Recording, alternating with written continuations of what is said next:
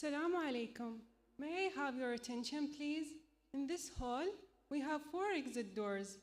Please, in case of emergency, please follow the exit label that direct to the assembly point, which is behind the canteen. Assalamu alaikum and a very good morning for all of you. On behalf of the College of Pharmacy, I welcome our Honorable Vice Chancellor Dr. Ali Al-Baymani, respected DVCP Academic Affairs and Research, Dr. Salim Al-Araimi,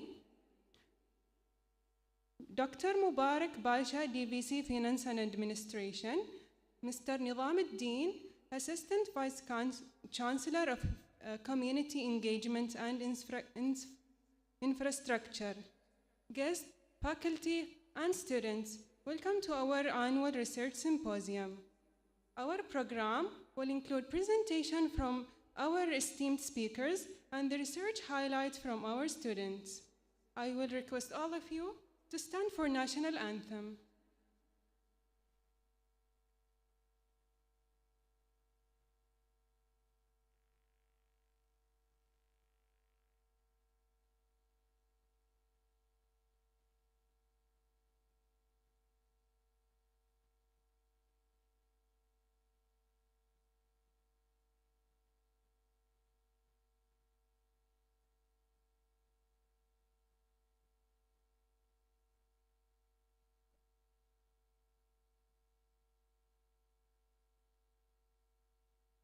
Now, there will be recitation from Holy Quran.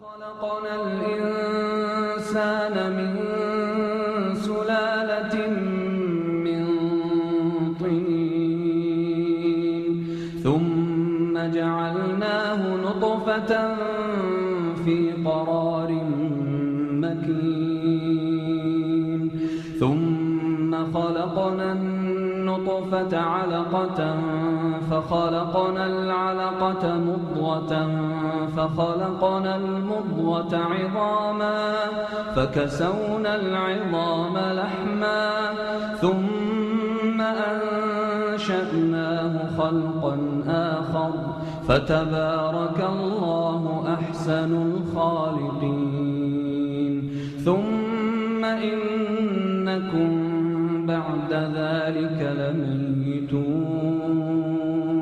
ثم إنكم يوم القيامة تبعثون ولقد خلقنا فوقكم 7 طرائق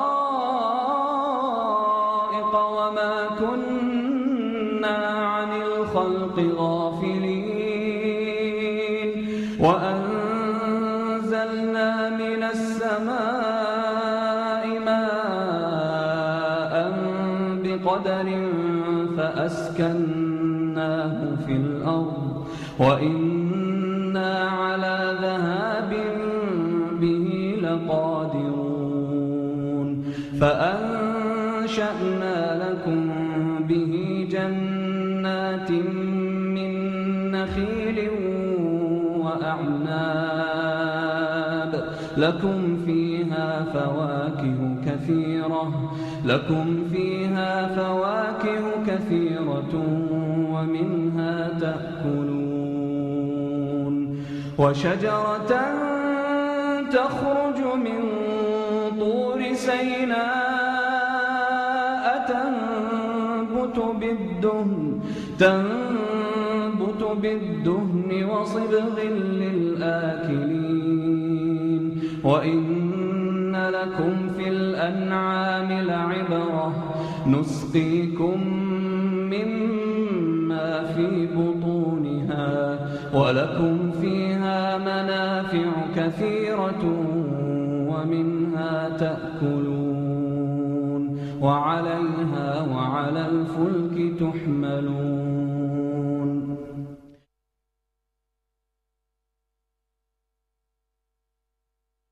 I invite Prof. Khalid Al-Balushi, Dean of College of Pharmacy, to give his welcome address.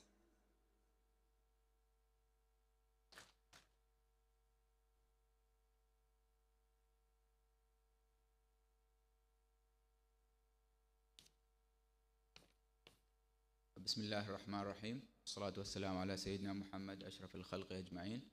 السلام عليكم ورحمة الله وبركاته جميعا. Welcome to the annual College of Pharmacy Research Symposium.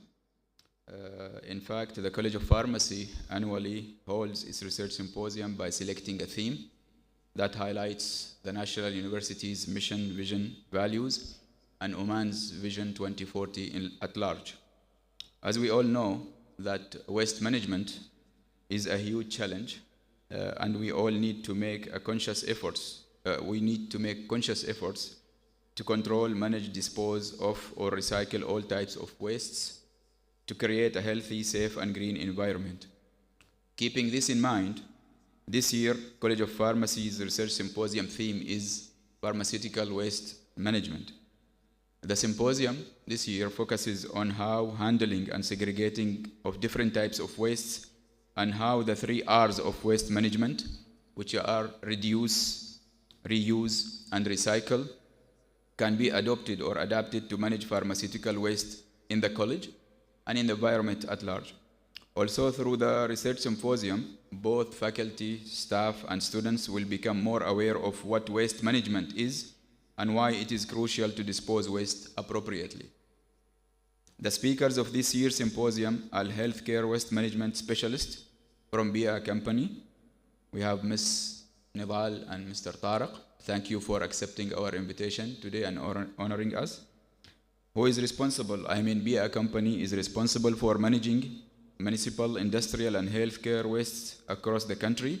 Their waste management services from collection to disposal to both private and public sector has made a huge difference in Oman, and that's well witnessed by everybody in the country. The research symposium today will also provide a platform to our faculty and students who are attending with us today to present their research and conduct interdisciplinary and multidisciplinary research projects. And this will enhance the research profile of the college. Dr. Abdul Hakim Al-Rawahi, thanks for accepting our invitation, will speak today on sampling and sample size in medical research, and that will help the students and the faculty also to incorporate that in their research projects. And also Dr. Muhammad Al-Ghazali today, one of our faculty from College of Pharmacy, will speak about a certain topic in research. Thanks for your input today, Dr. Muhammad. I would like, at the end of this welcome message, to thank all the organizers of this research symposium, the research committee of the college, and special thanks to Dr. Sumaya Al-Kindi and Professor Alka Ahuja for organizing the symposium and leading the whole team. And many thanks also for our Honorable Vice Chancellor, Dr. Ali Al-Bimani, Dr. Salim Al-Aremi, the Deputy Vice Chancellor for Academic Affairs and Research, and the Deanship of Research at the National University for their continuous support of research activities in the university and also in the College of Pharmacy. Many thanks to all of you for attending and wish you a useful day. Assalamu alaikum wa rahmatullahi wa barakatuh.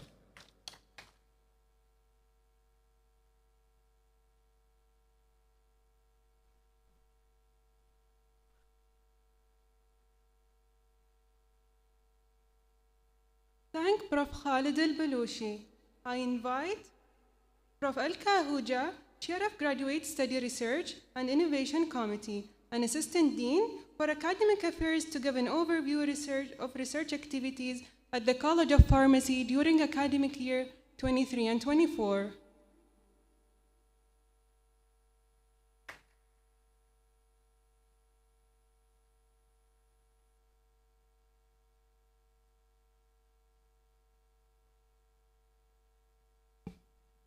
Assalamu alaikum and a very good morning to all of you.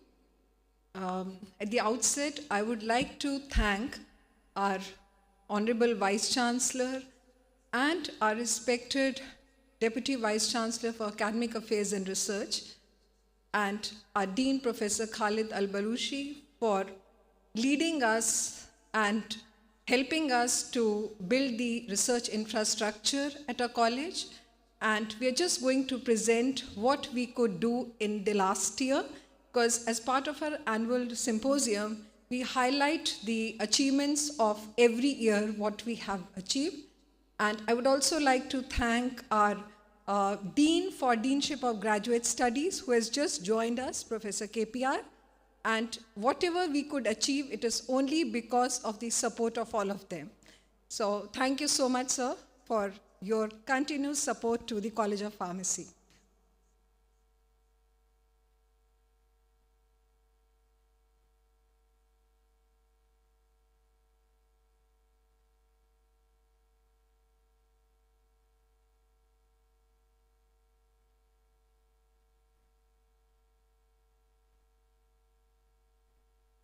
So I would just like to brief all of you the structure of the research at the university and the college level.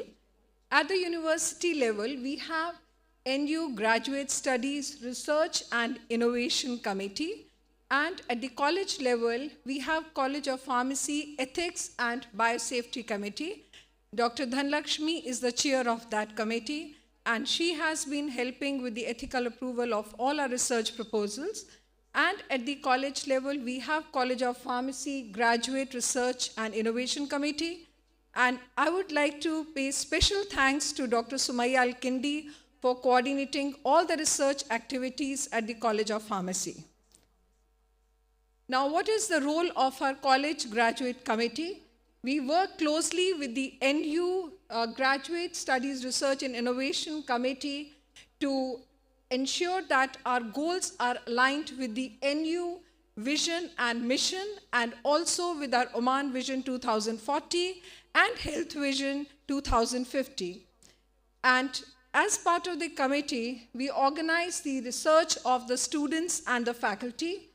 We organize research development activities and analyze them through our feedback. And we coordinate with the purchase office for the supply of all the equipments and the research supplies. We also ensure that all our research proposals, they are meeting the ethical standards, and there is no violation of the ethical guidelines. And we also conduct research teaching nexus workshops, and we ensure that all our research proposals are aligned with the Oman Vision 2040. We compile the research data annually for our NU research newsletters, for our ABAC, which is a College of Pharmacy Research, College of Pharmacy newsletter, and also for the NU research report. We also coordinate the training of the staff and faculty in various research institutions for professional development in research. And at the same time, we are also handling consultancy projects, which we really need to build. And we are working on that. So now at the college level, we have a core research group, and the name of the core research group is Drug Discovery and the Formulation Development. And these are some focused areas on which this research group works. It is like computer-aided drug design, in silico molecular modeling, and prediction of pharmacokinetics and biological properties. Then we also work on synthesis and design of the pharmacological evaluation of heterocyclic compounds of pharmaceutical interest. We are also doing phytochemical screening of Omani medicinal plants, and also we are working in the field of preclinical and clinical pharmacology, nanomedicine, nutraceuticals, and we are also formulating and evaluating the drug delivery systems. And as part of our Masters in Clinical Pharmacy, we are also involved in the health outcomes research, and also we are doing quality control studies of the marketed formulations. Now, this is our team, and all of you know about our team. Professor Khalid leads our team, and then myself and Dr. Shah Alam, we are leading the core research groups, and all these are our esteemed faculty members. And I would like to thank each one of them for their contribution to research. And whatever we are today, it is all because of the contribution from each one of them. Now, these are the facilities and which we actually added in the last year. We are adding every year to the new equipments and the infrastructure, and all these equipments which you can see, they were added. And I would like to thank Ministry of Higher Education, Research and Innovation for supporting us. and also our National University for supporting us in building the infrastructure and helping us to buy these equipments. Now, these are some of the, just as an overview of how many workshops we organized last year. And you can see that 15 conferences and presentations, they were made by our faculty. We could achieve 57 research publications last year in the high-impact journals, mostly Scopus Index journals. And 2 patents were granted to our faculty. And you can see that we had offered research trainings, 5 research trainings for our research assistants and for our students. And we organized 13 workshops and conferences and symposiums in 23-24. And there were 14 conferences which were attended by our faculty. And I would like to again thank National University for supporting our faculty, which made them attend these conferences. Now, these are the list of publications for the last 23-24. From, you can see, 2018 to 24, College of Pharmacy has published 270 research papers. And in last year, you can see that 38 papers, 5 books, 13 book chapters, and 1 conference proceedings.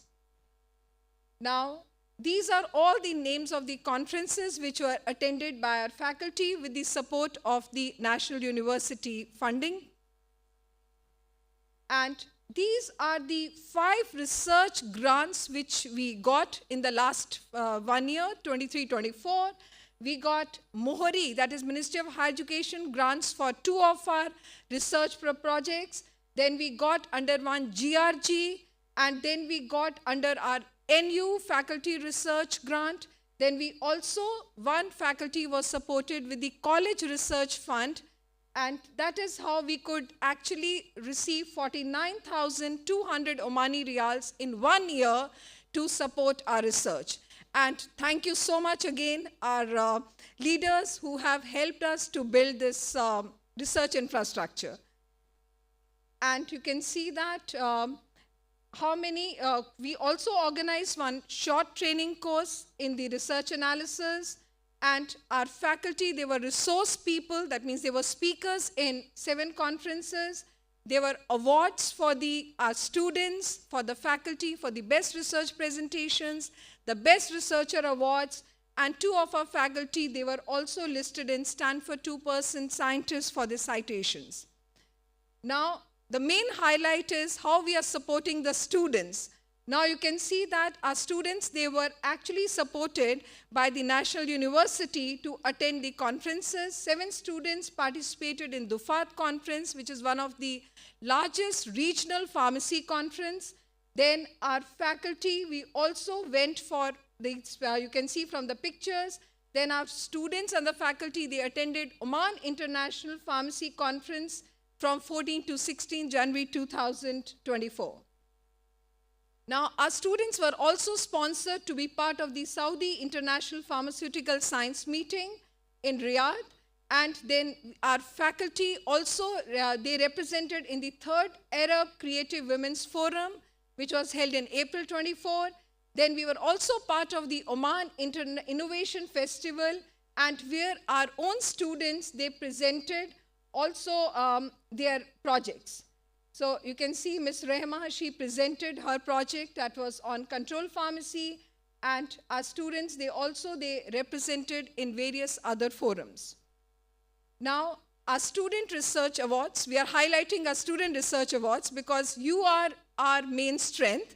Our students, they also got awards in our students category at the 3rd NU Research Day, and Ms. Dala, and along with Sanders, they also presented the e-poster at the International Conference on Health, Science and Technology, which was organized, and they attended online, and this conference was organized in Malaysia.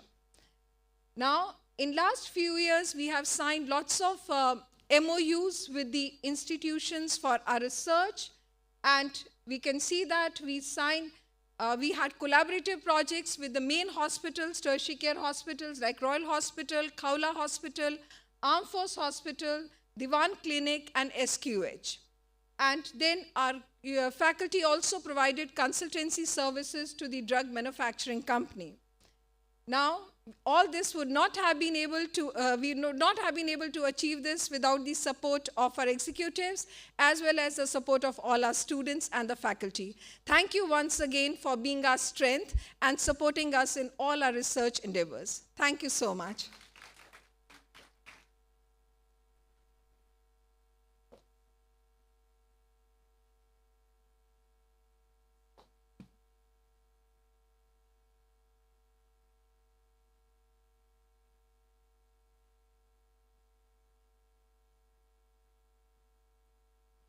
Thanks, Prof. Alka Ahuja.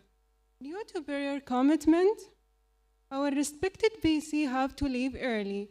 Before that, we would request our VC, Dr. Ali Al-Baymani, DVCP, Dr. Salim Al-Aremi, to come on the stage to honor our esteemed speakers for today and release the symposium proceeding. We would like to have Prof. Khalid Al-Bulushi, Prof. Alka Ahuja, and Dr. Sumaya Al-Kindi to join them.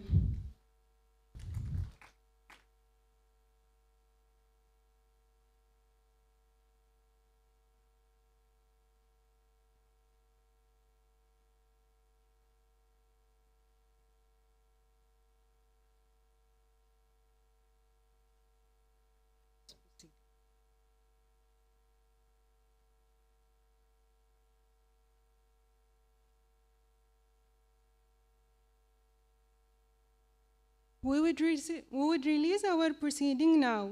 We invite our esteemed speakers to come and receive our token of appreciation.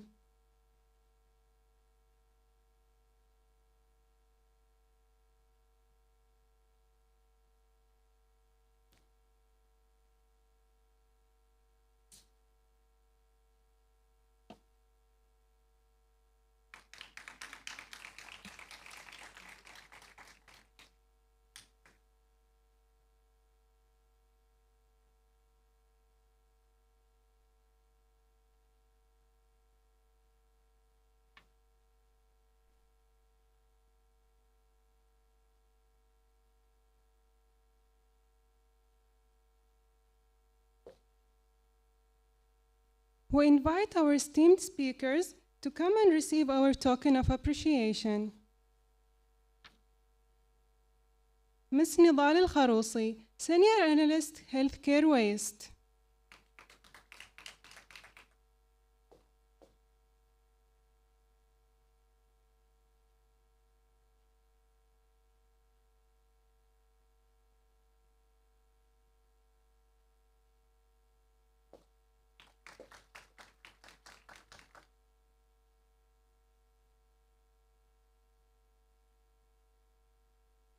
Mr. Tariq Talib Al-Khambashi, Healthcare Waste Operation Engineer.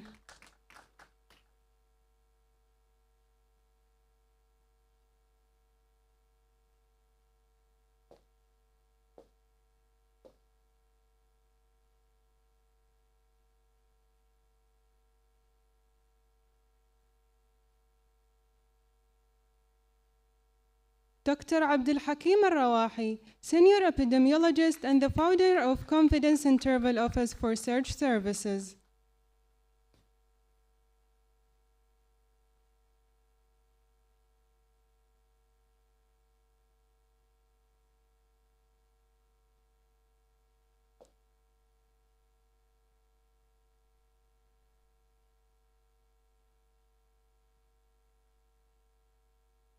Dr. Muhammad Al-Ghazali, an Associate Professor at National University and Chair, Health and Safety Environment and Risk Management Committee.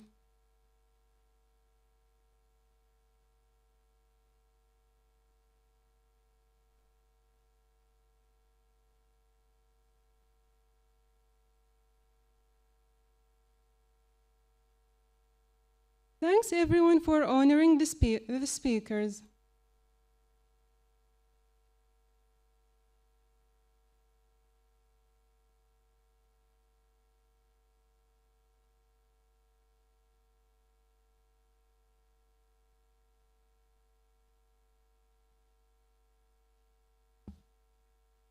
May I request Professor KPR, Dean of Deanship of Graduate Studies and Research, to just come and motivate our students with few words?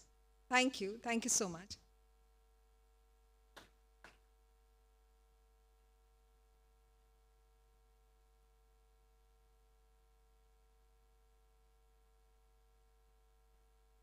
Respected Vice Chancellor, esteemed executives, faculty members, my students, it is an honor for me to be here today with you because research is an important pillar of educational process whereby we try to bring new knowledge, innovation, and new experience.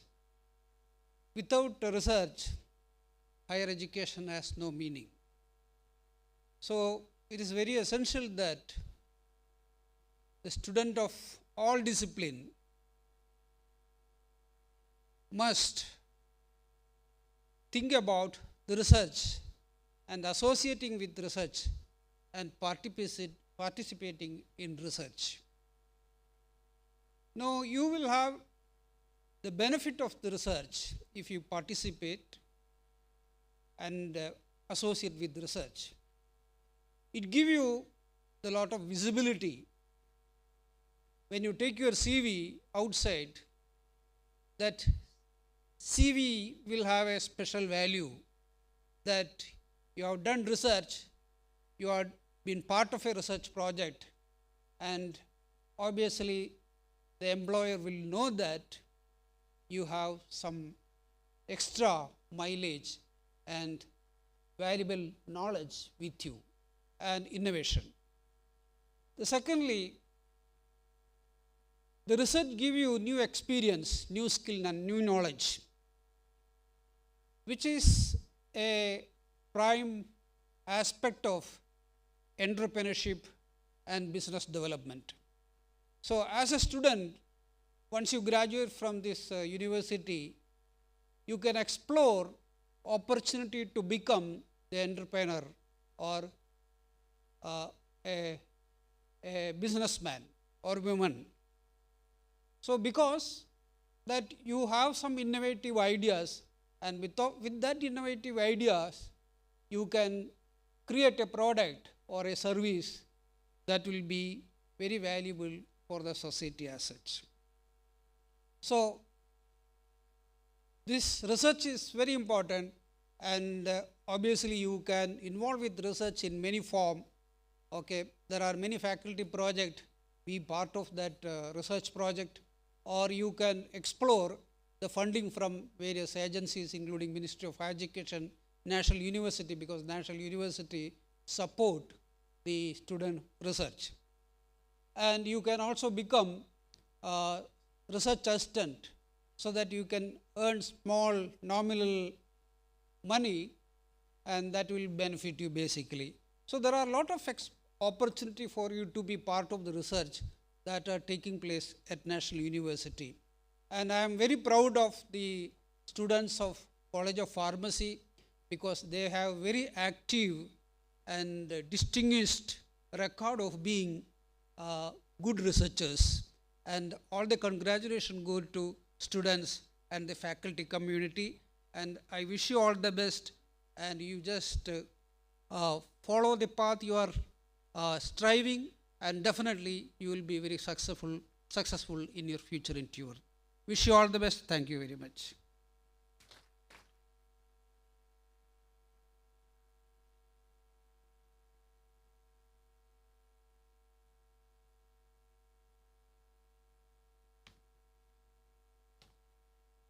I invite Ms. Nidal Al-Kharousi, Senior Analyst Healthcare Waste, to address the audience.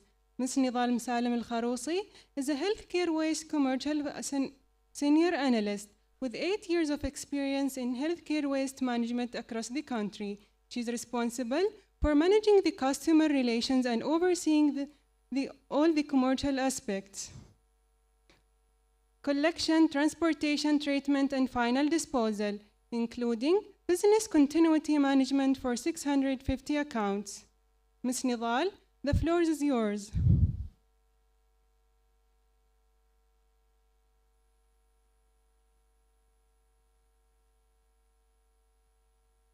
I also invite Mr. Tariq Talib Al-Khambashi for sharing his expertise with us.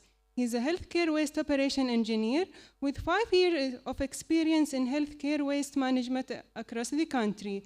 He's responsible for managing 3 service providers and overseeing all operational aspects of healthcare waste collection, transportation, treatment, and final disposal, including business continuity management and risk mitigation associated with this critical operation.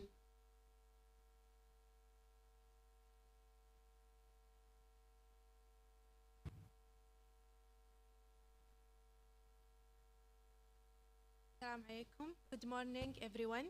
Thank you all for being here today. I am Nidal Salam Al-Kharousi, Senior Analyst in Healthcare Waste Commercial.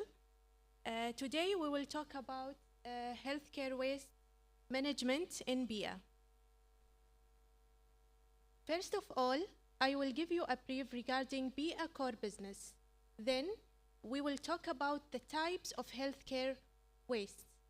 Then we will go through the healthcare waste sector takeover, and also we will speak about healthcare waste management and treatment technologies. After that, I will give you some idea about pharmaceutical products and pharmaceutical waste disposal. At the end, we will talk about the healthcare waste strategic achievements.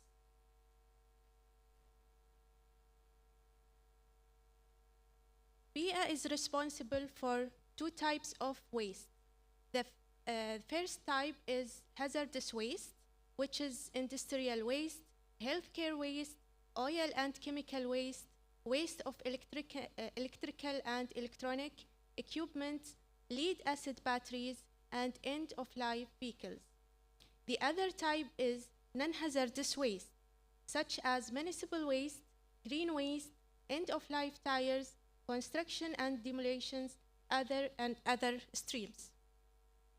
Today, our focus in healthcare waste management. Sector takeover. In 2011, MOU signed between MOH and BIA for taking over Al-Multaqa Healthcare Waste Treatment Facility. In 2012, BIA officially started healthcare waste management operation. And at that time, BIA restructured the healthcare waste management all over Oman. In this regards, in 2016, BIA construction of other healthcare waste treatment facilities in Liwa and Thamre. In 2018, BIA completed rolling out the service to all healthcare institutions across the country. Now I will leave you to watch a quick video regarding healthcare waste management in BIA company.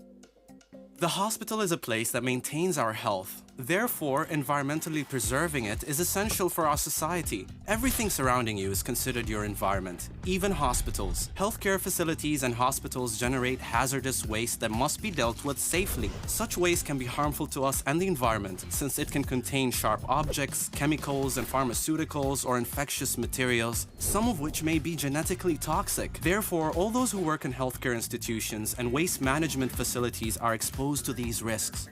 This is why we have allocated special facilities designed according to the latest international standards recommended by the World Health Organization to treat healthcare waste, which are equipped with the latest technologies used worldwide. Here, the pharmaceutical, chemical, and genetically toxic wastes are treated thermally. Infectious waste and sharp objects get sterilized by an environmentally friendly device called an autoclave. This prepares the healthcare waste for safe landfill disposal.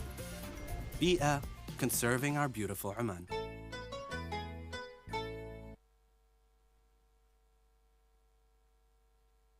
BIA vision is to conserve the environment of our beautiful Oman for future generation. Also, the main objective of BIA is to control the environmental damage of the traditional waste dumping processes. And for that, BIA manage 3 facilities all over Oman. One of them is in Muscat, the other one in Liwa. Also, BIA have one facility in Thamret. Here we can see healthcare waste management is divided in 2 sections. The stage 1 from point number 1 till point number 4 is under the healthcare waste generator to dispose, segregate, and color code the healthcare waste generated from the institution and dispose it in the bins provided by BIA, and then to keep it in the storage room. From point 5 to 8, it's under BIA responsibility to collect, transport, treat, and disposal of healthcare waste in safe manner. To achieve that, we provide dedicated bins, dedicated trucks. Also, we have vaccinated workers and trained workers to do to manage the healthcare waste.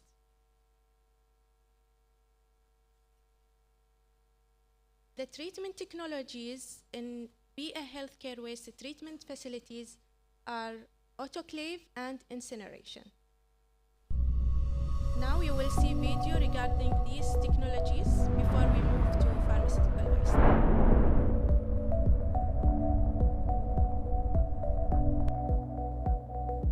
BIA uses 2 types of technologies for treating healthcare waste. The first one is incineration, and mainly used for treating pharmaceutical products and cytotoxic waste.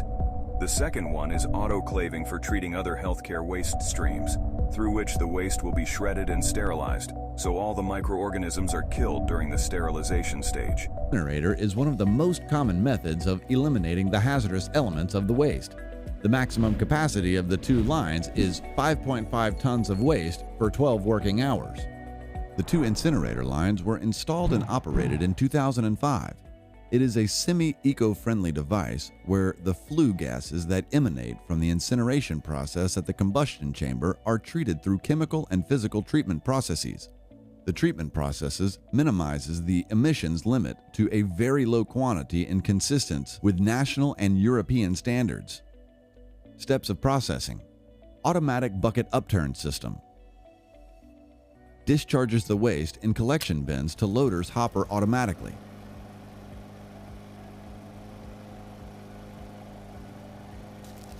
Feeds the waste into primary combustion chamber from loader hopper automatically. First phase of combusting the waste at minimum of 850 degrees Celsius in the primary combustion chamber. Second phase of the combustion where gases are produced in post-combustion chambers such as carbon dioxide, hydrogen chloride, sulfur oxides, dioxins, furans, and nitrogen oxides are reignited to 1100 degrees Celsius and retained for a minimum of 2 seconds for complete burning. Bypass security system. Automatic system is activated to release pressure in case of any abnormal condition develops in primary or secondary combustion chamber, such as explosions due to some waste streams, such as aerosols, solvents, batteries, etc. The flue gases after combustion at 1100 degrees Celsius is cooled to 167 degrees Celsius to 200 degrees Celsius through a cooling system at the heat exchanger in order to optimize the chemical treatment and filtration process. After cooling down, gases are chemically treated with neutralizer, calcium hydroxide to treat hydrogen fluoride, hydrogen chloride, sulfur oxides, and activated carbon to treat dioxins, furans, etc. through chemical reactors. Gases are passing through numbers of ceramic filters where the separation of dust particles is activated up to 1 micron size from the exhaust gases. Fine dust and inorganic matter are collected in waterproof bags. The total outcome of the fly ash is ranging from 3 to 5% of the burned waste. After cleaning and purifying the gases, they are released to atmosphere through 15-meter high chimneys. The residual of burned waste is 5% of the waste load.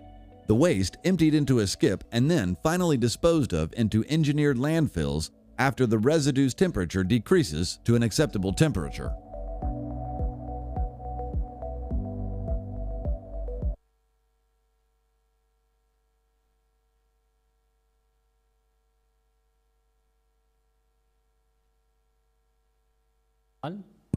Thank you نضال. السلام عليكم. اللهم علمنا ما لم نعلم وفهمنا ما لم نفهم وأرشدنا واهد بنا إلى الطريق المستقيم الأقوم.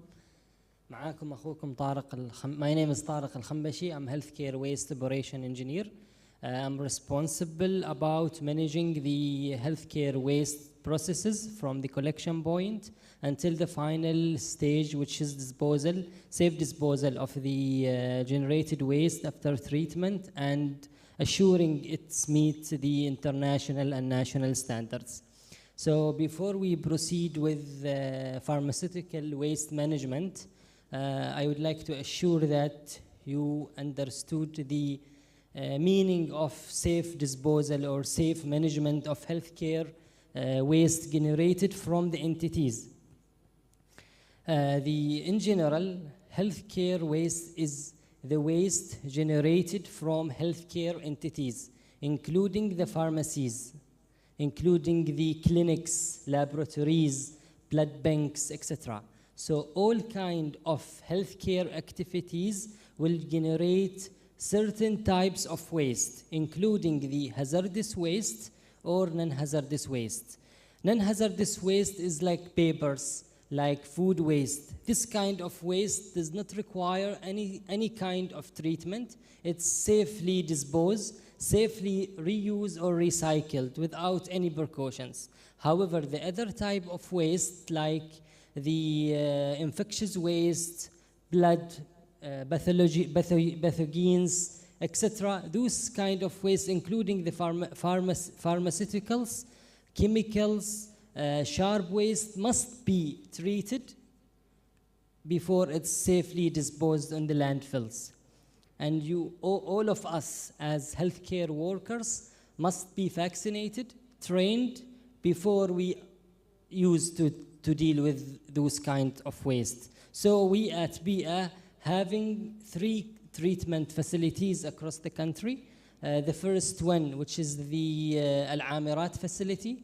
This facility has been built by Ministry of Health in 2004, and after the royal decree in 2009, it's been shifted through Memorandum of Understanding to BIA at that point of time.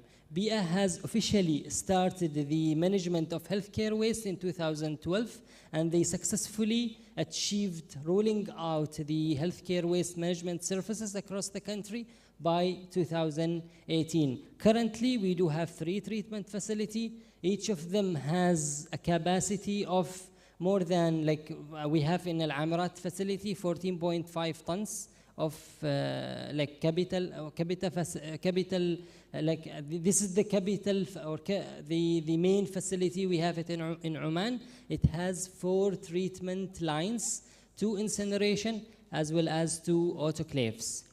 BIA has introduced a new technology which is eco-friendly technology to treat and manage the generated waste in Oman, and they install 6 devices in Oman, 2 in Al-Multaqa facility, another 2 in Liwa, as well as we have another 2 in Thamreit facility.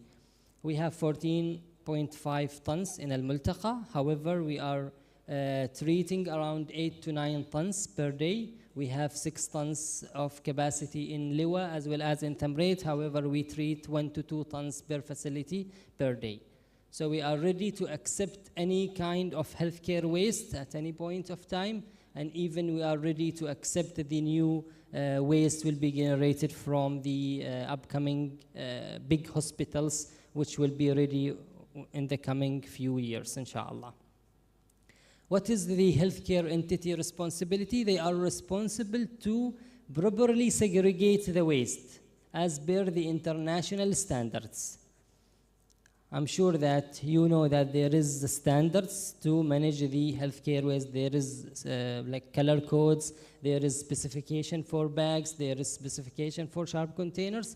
I'm sure that you know about them. So your responsibility is to properly segregate the waste before it's collected and treated through our facilities.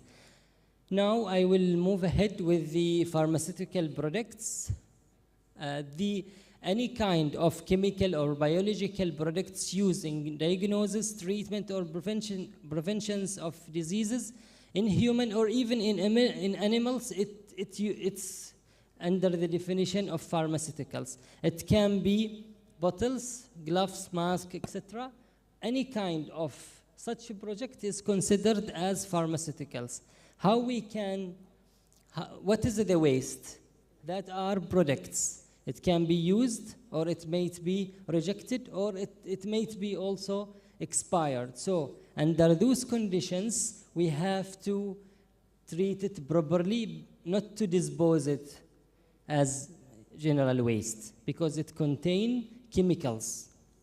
So even the pharmaceuticals may be hazardous, or it could be non-hazardous. So this is the aim of our also role, is in case that there is non-hazardous pharmaceuticals, will give you a permission to dispose it safely in the landfills. However, if it has any potential of risk, we have to collect it and treat it properly.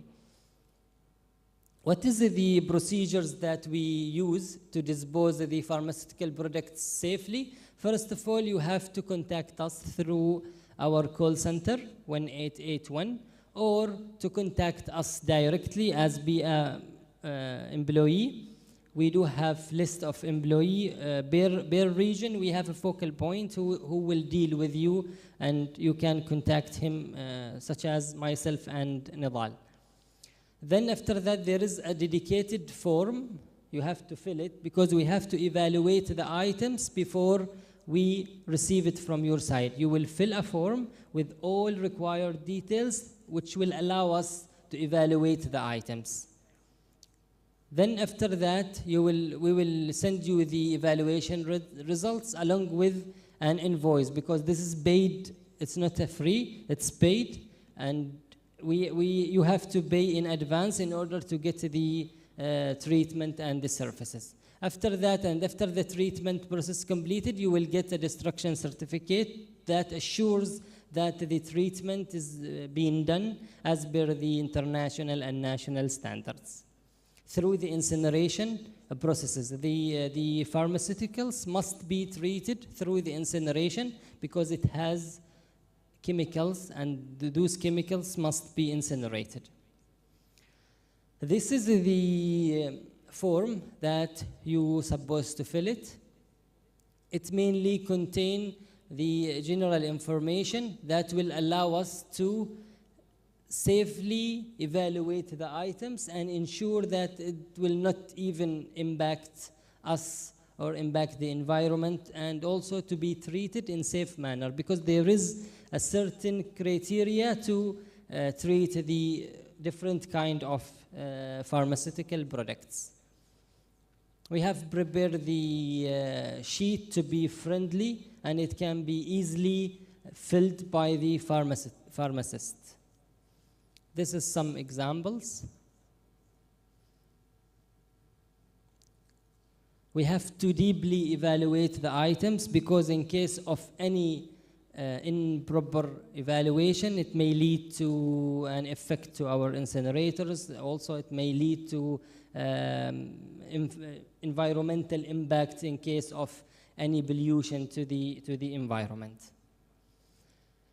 We have successfully received more than 40 tons of pharmaceuticals last year, and this year's by end of Q3 we have also received more than 38 tons of pharmaceuticals from the pharmacies across the country. Successfully, we have treated more than 4,000 tons of healthcare waste in Oman by 2023, last year. In our 3 facilities, we have used more than 75,900 bins to collect those generated quantities, and our vehicles has drive more than 1 million kilometers to collect and transport those quantities of waste, and our facilities been in operation for more than 24,000 hours during 2023 to safely treat the medical waste collected, including the pharmaceuticals from the healthcare entities across the country, without any violation to environmental standards. And it's good to mention that our facilities are operated under the international standards, not only a national standard. So we assure that all kind of waste treated as per the international standards. Those numbers leads us to an achievements such as sustainability of our healthcare waste management services across Oman. During 2023, we have also signed a partnership with Ministry of Health to have joint visits to healthcare entities to exchange our knowledge between us as waste management expertise and them as healthcare waste generators experts. Also, we have included our safe management terminologies with Ministry of Education in the educational programs by this year. So you will find that some of your childs knows about healthcare waste about healthcare waste management. I'm okay, it's fine. Shukran.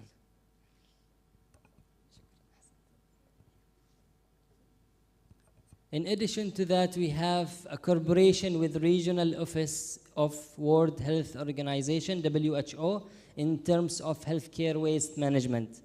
As well as we have conducted site visit to our facilities by ISWA, International Solid Waste Association, during 2018 as well as 2023. In addition to that, we do have also corporate social responsibilities. We have safe disposal of used masks during COVID-19, as well as I'm glad today to have more than 100 ambassadors from National University in our new campaign, which has been established in 2019 and been also this year been activated on safe disposal of medication in our homes. I'm sure that we have in our home refrigerator with a small portion of medication not used anymore, but it keeps there. So those kind of medications must be treated safely, not to be disposed as general waste and black bags.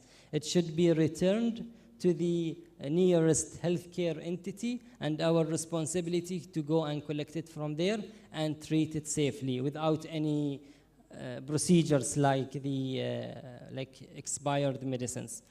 In addition to that, I know that there is a lot of patients in Oman. They are using insulin needles and heparin needles as well.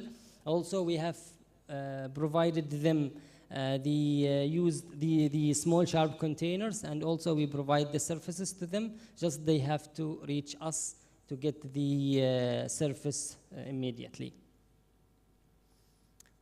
The floor is yours now if you have any question before we end up. Thank you so much.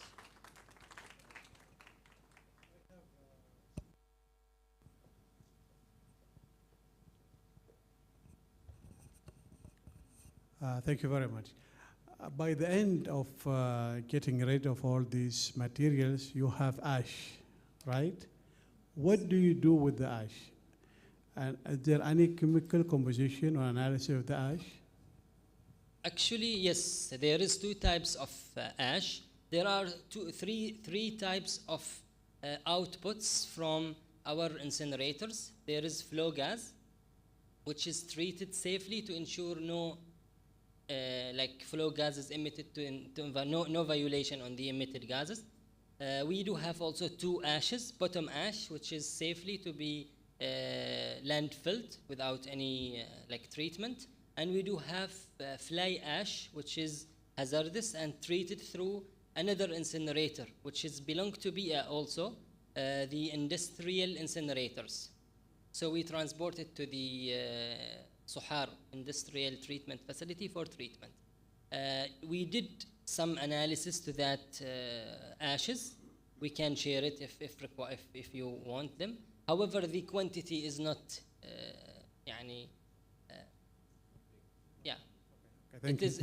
we are treating around 4 tons per day through our incinerators, and the generated quantity is just 5% of bottom ash and 3% of fly ash. There's nothing to reuse it in future. Okay, thank you. Thank you. Assalamu alaikum.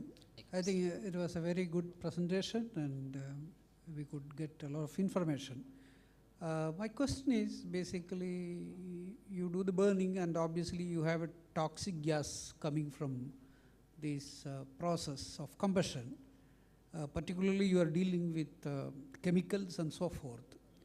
What precaution you are taking in terms of dealing with the toxic gases? Yeah, actually the first stage is to incinerate the healthcare waste, either pharmaceuticals, chemical, or even biological waste. But from the step number 2 until the end of the line, we are just treating the emitted gases and such kind of chemicals. So the first stage we will we will incinerate the waste under 850 degrees Celsius as minimum. Then after that we will treat the flow gases under minimum of 1050 degrees Celsius to ensure they are not more hazardous. We need to separate the gases from each other to ensure that they can be, then after that we will inject them to the reactors, to the ceramic filters to eliminate the hazardous from them. And then we safely dispose them, or we safely emitted them to the environment without any harm to the environment. Are you doing any quality checking or the Yes, sure. Content checking? Yeah, we have continuous emission monitoring system to monitor the flow gases in every second. And in addition to that also, we have third party who is coming to do similar tests in our incinerators once every 6 months. And those tests or those readings are provided to the environmental authority for their purposes. Thank you very much.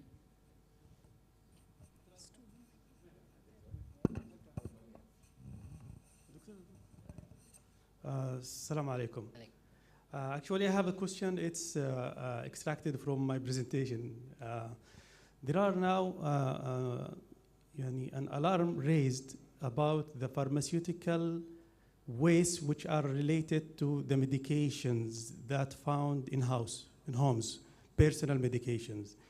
And now also even WHO recently raised their concern about this huge amount, especially after COVID-19, since the public, they deal with this medication which are expired or unused in unrational way. Most of them, they just throw it through the trash.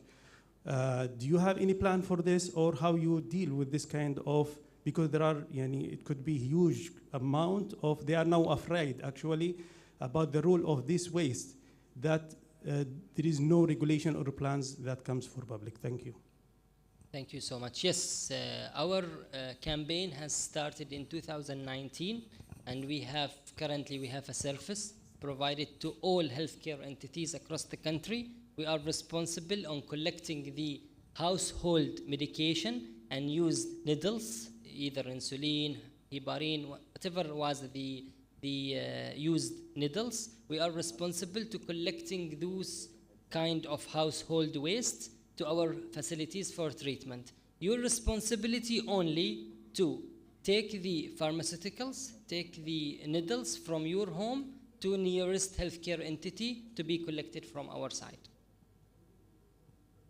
Also pharmaceuticals, medications, any kind of medication, it's our responsibility to deal with it, but you need to take it to the nearest healthcare, polyclinic, hospitals to be collected by our. Yes, it is it's implemented since 2019. Get stopped because of COVID. This year we have activated once again. So if you visit any entity and they are don't accepting your medications, just call us through 1881. We will go and visit them once again. Yeah.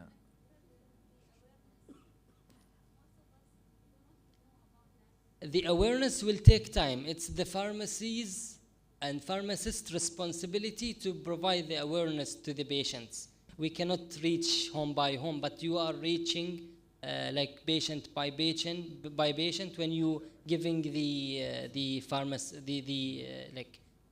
pharmaceuticals to them. So this is I said in my presentation, you are our ambassador now. Yeah. No, that's good. Actually, my question in continuation the same. How about institutions? Let's say we have here a College of Pharmacy. Yes. Who will come here to tell us or to check whether we are disposing it in the right way and so on? Do you have a team that goes around? Well, it is up to us to call you.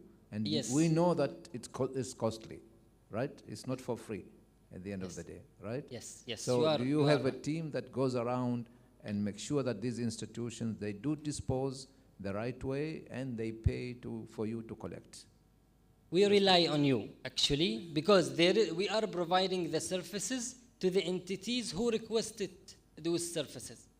The entity responsible for assurance, it's Environmental Authority and Ministry of Health. We cannot enforce you to do so.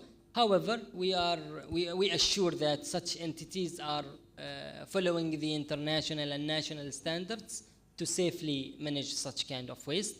And for university like National University, you have a contract for safe management of healthcare waste, including the pharmaceuticals. So I think you are doing the right procedures. But then how about the other institutions? The others, it's their also responsibility, Dr. Ali, because we don't have any right to enforce them. You have the right. It is the responsibility of Environmental Authority.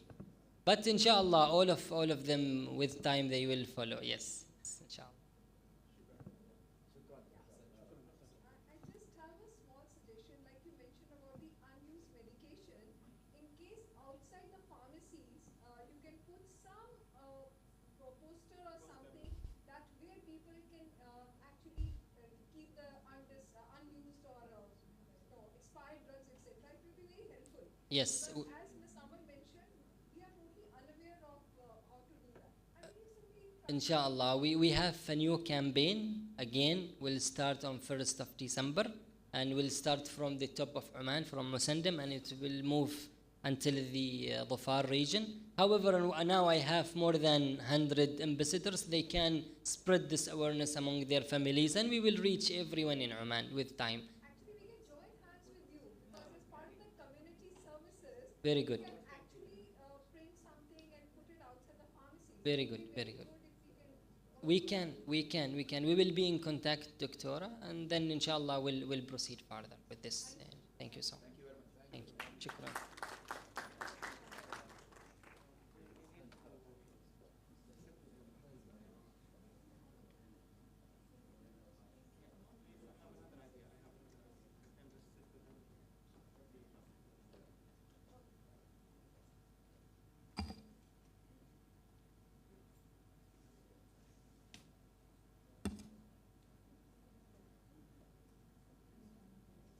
Thanks, Ms. Nidal Al-Kharousi, Mr. Tariq Talib Al-Khambashi, for your informative session. I invite Dr. Muhammad Abu Bakr Al-Ghazali, an Associate Professor of Pharmacology and Toxicology, to talk about principles of waste management. He has experience in health and safety management since 2012 and has participated in many international workshops and global meetings for health and safety management. He organized health and safety workshops and activities and is at present Chair of Health, Safety and Risk Management Committee in the College of Pharmacy at National University.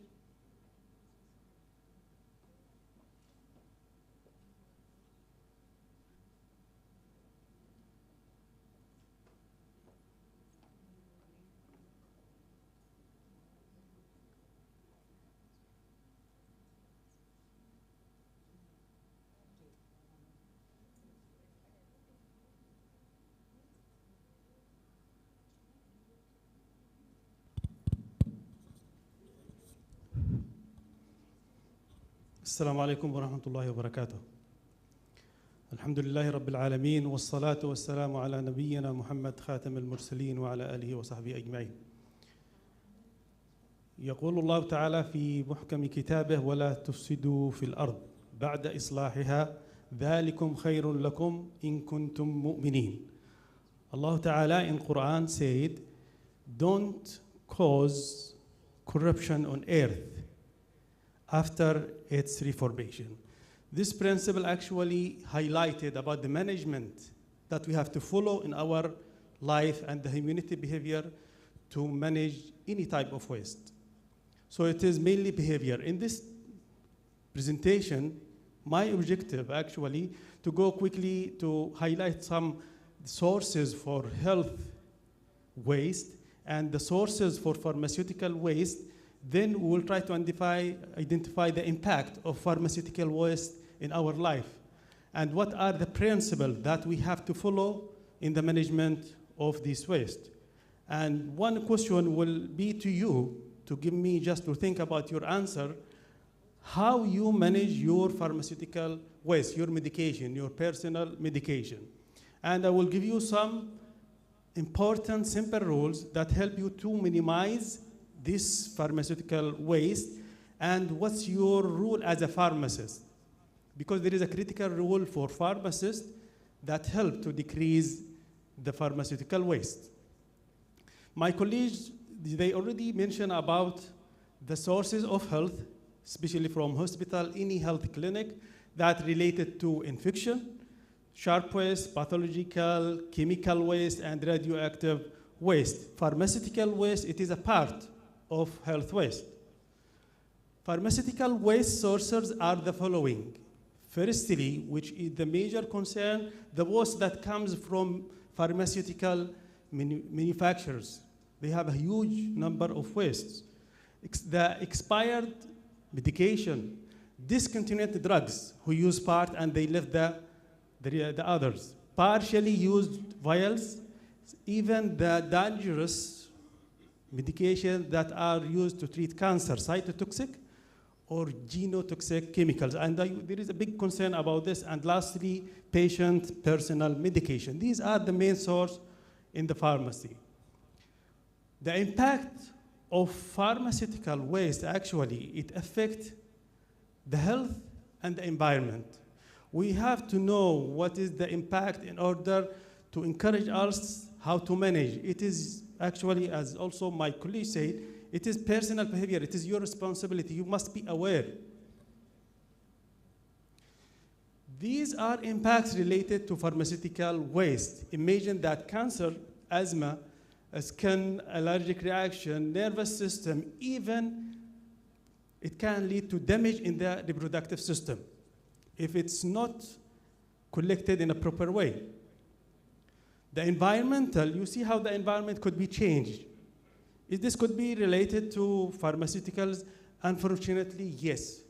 And this is now recently, there is a very dangerous report and research reported about the role of pharmaceuticals waste in damaging of the environment. Starting by the water pollution. The pharmaceutical waste, if not managed properly, they found, for example, that there are pharmaceutical concentration found, especially for hospital. They found that most of the concentration of this medication found in the wastewater. Most of the pharmaceuticals, they just manage in this way. And in United States and in Europe, they found also there are high concentration of pharmaceutical medication found in water bodies, in river, in lakes, even in some samples of drinking water. This is a big issue. How this medication reach to the water? Not only contamination for water, but also it affects the soil. Imagine, this is what was reported, that if there is damaging or concentration or toxic concentration of this medication in the soil, the damage of the soil will lead to enable the soil to support the growth of plants. So it can also affect our agriculture and food. The other raised issue, that the issue of drug resistance is raised from the part of environment. How it comes? They found that antibiotic, this is by WHO, they found there is a concentration of antibiotics that found in the streams worldwide. And this raised the concern of possible rise of antibiotic resistance. How it comes? They know some different mechanisms. One of the mechanisms of the resistance, that this concentration that can develop the resistance for the normal flora that found in everywhere. Then this mutated gene could be easily transported horizontally to pathogenic bacteria. So we will have a big issue related to drug resistance. This is why WHO, in cooperation with the United Nations recently in 2024, they published a guideline on wastewater or solid and solid water management for manufacturing of antibiotics due to these dangerous results that reported about the concentration of antibiotic that found in water sources. Another issue also related to carbon dioxide emissions. And this is also one of the important things that we have to take care about. They found that this is a report that this is the estimation or statistical calculation, accounting that estimate the amount of carbon dioxide emission that comes only from England. This is in 2019. In 2009, they revealed that pharmaceutical respect about 4 million tons of carbon dioxide emission, which is equivalent to 750,000 cars on a road. This is just when, in 2009. Imagine the manufacturers, how much developed till now, how many carbon dioxide emission, and this will affect our life environment. Maybe we will raise a question, why this environment now change? There is something wrong happened in the world. So we are concerning, you must be aware about the principles, especially you as a pharmacist, because at the end, I will give you your rules, how you can help in the management of waste. Principles, you must be aware how to handle pharmaceutical and chemical waste, even in hospital, in labs, in college, in everywhere. You must be aware about the STD. What is STD? Most of you must aware about it, which is the safety data sheet. Any chemicals, any chemicals you are dealing with, any reagent, during the manufacturer must supply this sheet, which is safety data sheet. Safety data sheet include all this information about the hazardous, about the first aid treatment, about how even to manage the waste of this medication. All this information found in the data sheet. And you must be aware about using proper PE. This is very important to protect yourself, and also the spill kit accessible in case if there is any leakage of any chemicals you are you must have this kit. So this is just very basic information related to the first point. Secondly, you have to collect the waste hazard in color coding. This is as also my colleague talking about. Color coding is very important to support the segregation process. It depends also on an institution or the national and local regulation. This will help to decrease the risk of waste, and also this will also help to ensure that you are properly manage your waste. During the collection of this, in this container, there must be a label. And this label must include this information. What this information? You have to describe the content, what this material inside. You have to give also even estimation for the quantities, the waste classification, and the sample. This is the different sample according to different kind of chemicals, corrosive, acidic, basic. In addition to, imagine what you have to write, the date of collection, in which date you collect this waste. And finally, emergency contact information. The person contact in case for emergency. This is the ideal way that must be dealt, especially with the places that they are dealing with dangerous chemicals. The 5 principles, during the storage of this waste, please, you have to take care, don't mix chemical waste. Don't mix according to the manufacturer guideline. And also, incompatible waste, also don't mix it together. Don't put acid with, for example, with alkalides. Temperature must be controlled according to the guideline that comes from the manufacturer. So when you purchase anything of chemicals, you must have this information first. Don't give it to lab instructors or in the hospital or pharmacists, and they don't aware how to deal with it.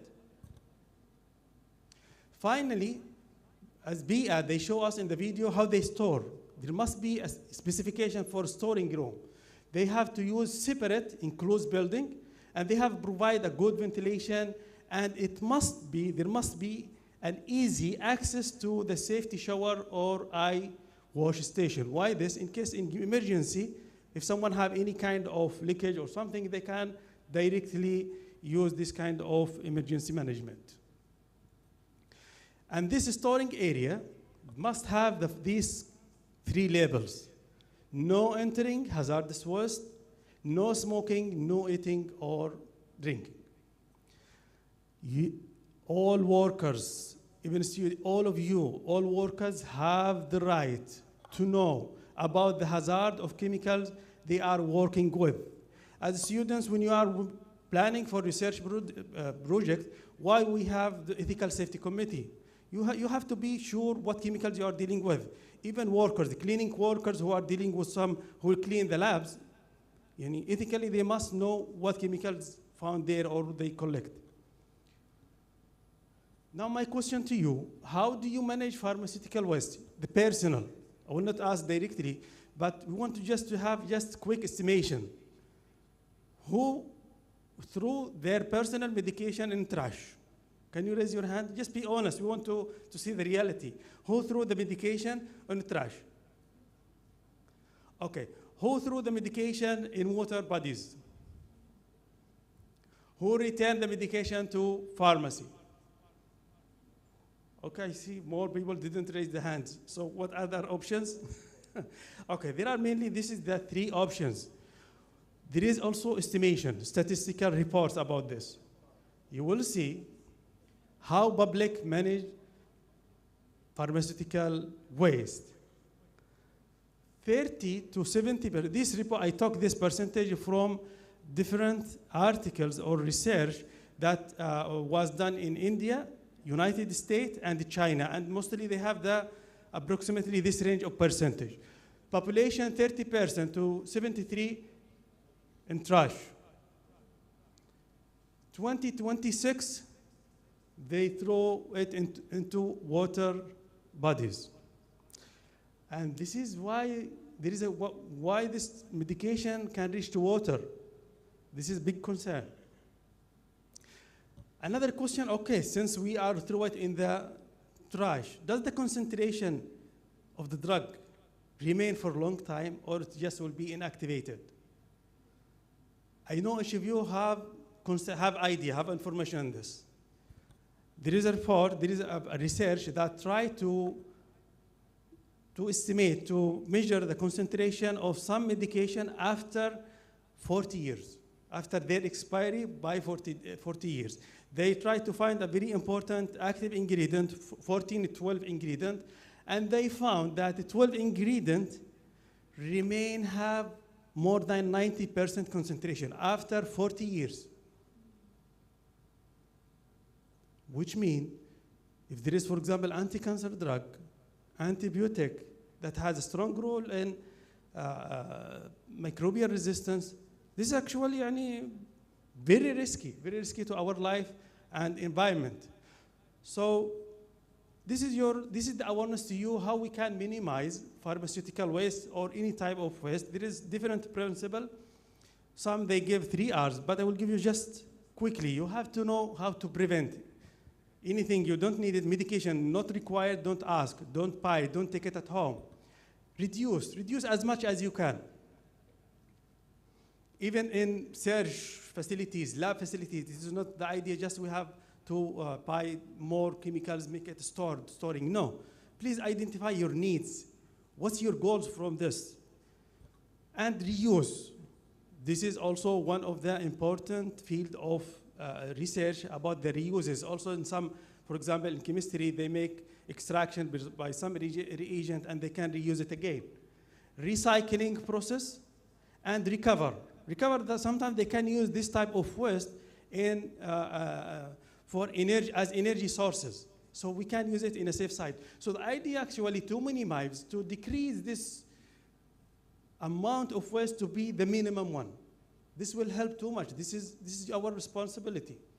What is your role as a pharmacist in this? In public, okay, we are aware and we have to take care about this medication. And thank you for BIA that they have now concern. They will provide any facilities that help people, public to collect their medication as a sources. Role as a pharmacist, actually, you have a direct contact with the patient who use the medication. So the important thing is the proper patient counseling on safe medication disposal. You must have a role in this. You have to give counseling to the patient how to dispose this medication. So disposal, this can significantly decrease significantly difference to public health and environment, will improve, decrease the risk. This is the last thing. This is just to keep it in your mind as a wisdom. The knowledge on method of disposal of unused medicines is equally important as that of consuming of medication. This is the last slide as a recommendation for the authority, if we, and we have the chance since some presenter from BIA with us, we have to activate public awareness through media, through whatever, there are different sources, we have to do this. This is very important. Regulation must be concerned. It must be plans. Now we have how to deal with this medication at home. Even if we can give kind of, if there is suggestion, any kind of colored container, even in the public for specific, for the medication. And finally, the research. We want to estimate actually how the environment, how the health. Is there drug concentration in the earth? Is there drug concentration in water? This is a big, very big issue. And I hope, inshallah, all of you are safe. These are the references that I talk this information. And thank you very much for you. Any question, I'm ready to answer. Thank you.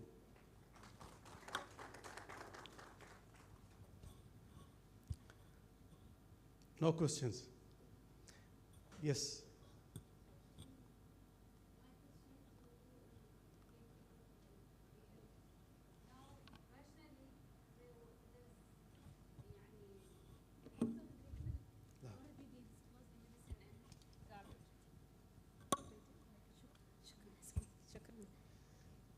Yes. Now, those who are collecting the garbage or the waste, is there any connection between those people and BIA that when they segregate the waste, if they found medicines, if they found needles, do they go back to BIA? This is the concept. This is what may I answer? For many years, of course, all people in are BIA they drugs, clarified. No, until now, there must be awareness. Awareness is very important. Those who are dealing with this in trash, they don't know, sure. But now it is our responsibility and public responsibility. They have to collect this medication in a proper way.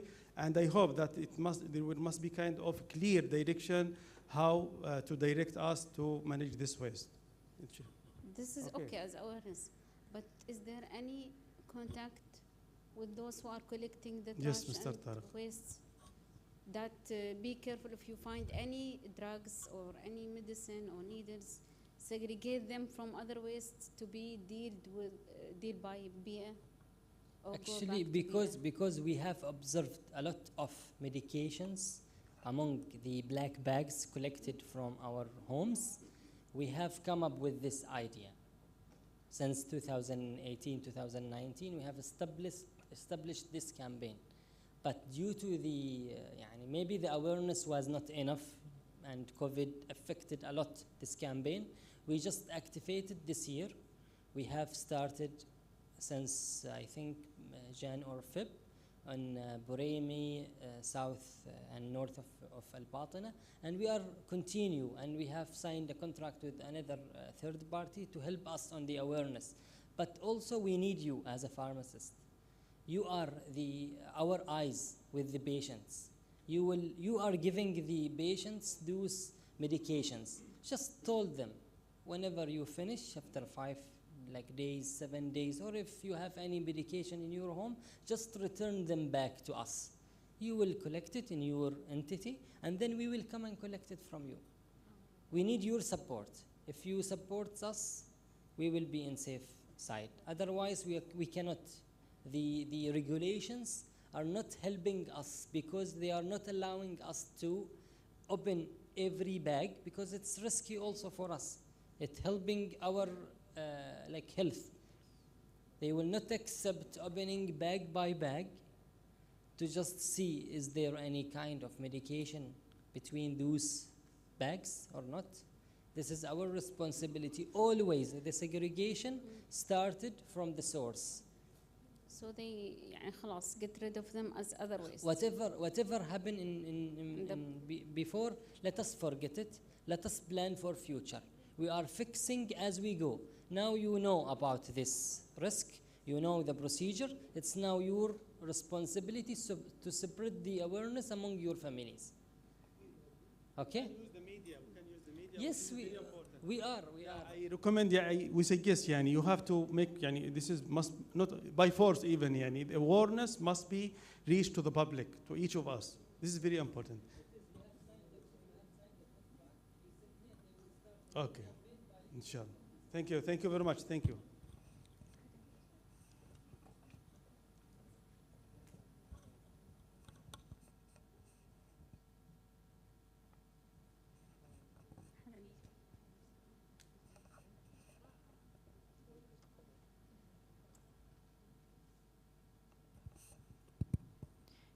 One question for Mr. Al-Kharousi. Where is موجود?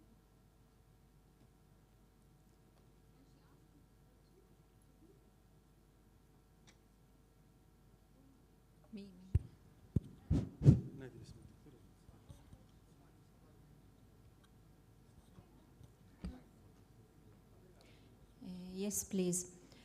Is there a plan to provide a pen for the community so to make it's easy to reach for the people and the community?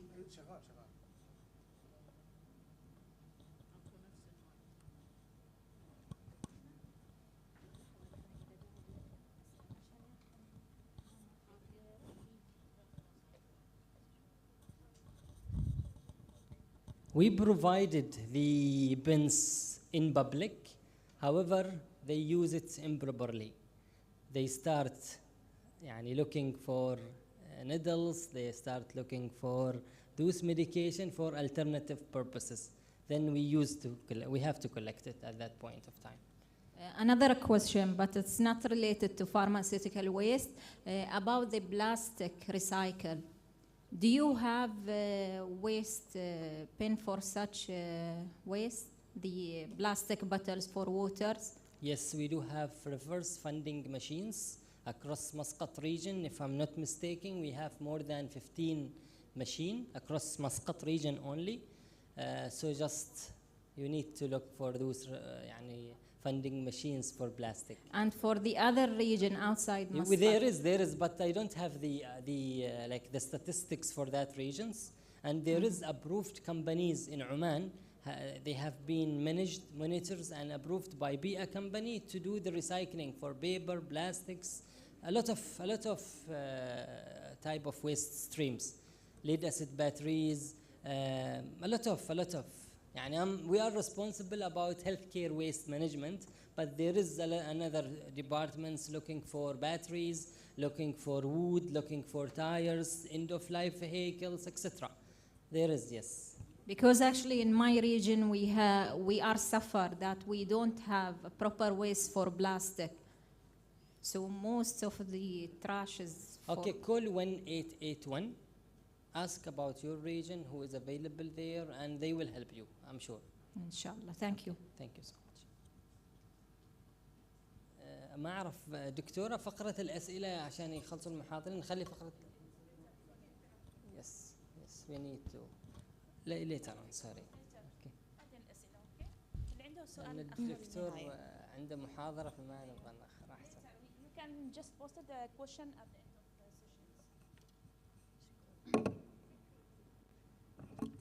session. Thanks, Dr. Muhammad Abu Bakr Al-Ghazali. I invite Dr. Abdul Hakim Al-Rawahi, Senior Epidemiologist and the founder of Confidence Interval Office for Research Services, to address us about sampling and sample size in medical research. He is a senior epidemiologist and research expert and former head of research at the Oman Medical Specialty Board. He is an associate editor for Oman Medical Journal and reviewer for many indexed journals. He is a member in research, ethics, and funding committees.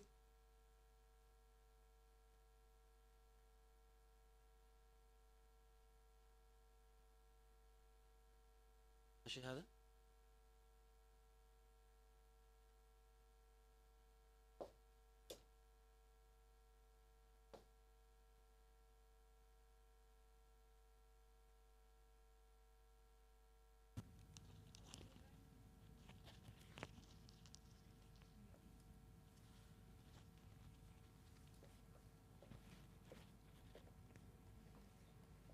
وهذا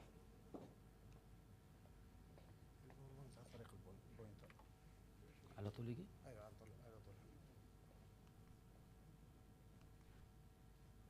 اوكي. السلام عليكم ورحمة الله وبركاته. Thank you for the big introduction.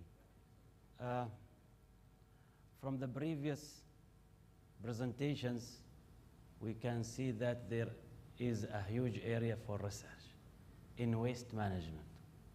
This example, household medications, what is happening there with the patients, to how extent they know, and what is their attitude. This is an example.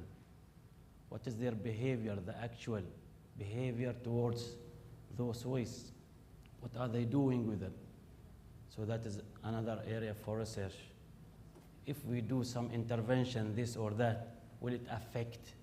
It's another area for research. So, and maybe you know more than me, since the topic is related to pharmacy and pharmaceuticals. So research is a big component in managing the waste in the proper way and ensure safety in the future for our patients, families, and even the healthcare workers. So if you want to conduct a research in any of those areas, you have to design your study, and within the design, there is a very important point called sampling and sample size. And the lecture today is about sampling and sample size in health research related if the unit of participation are the patients or participants. So I will be talking about quantitative research among people, directly among patients or among participants.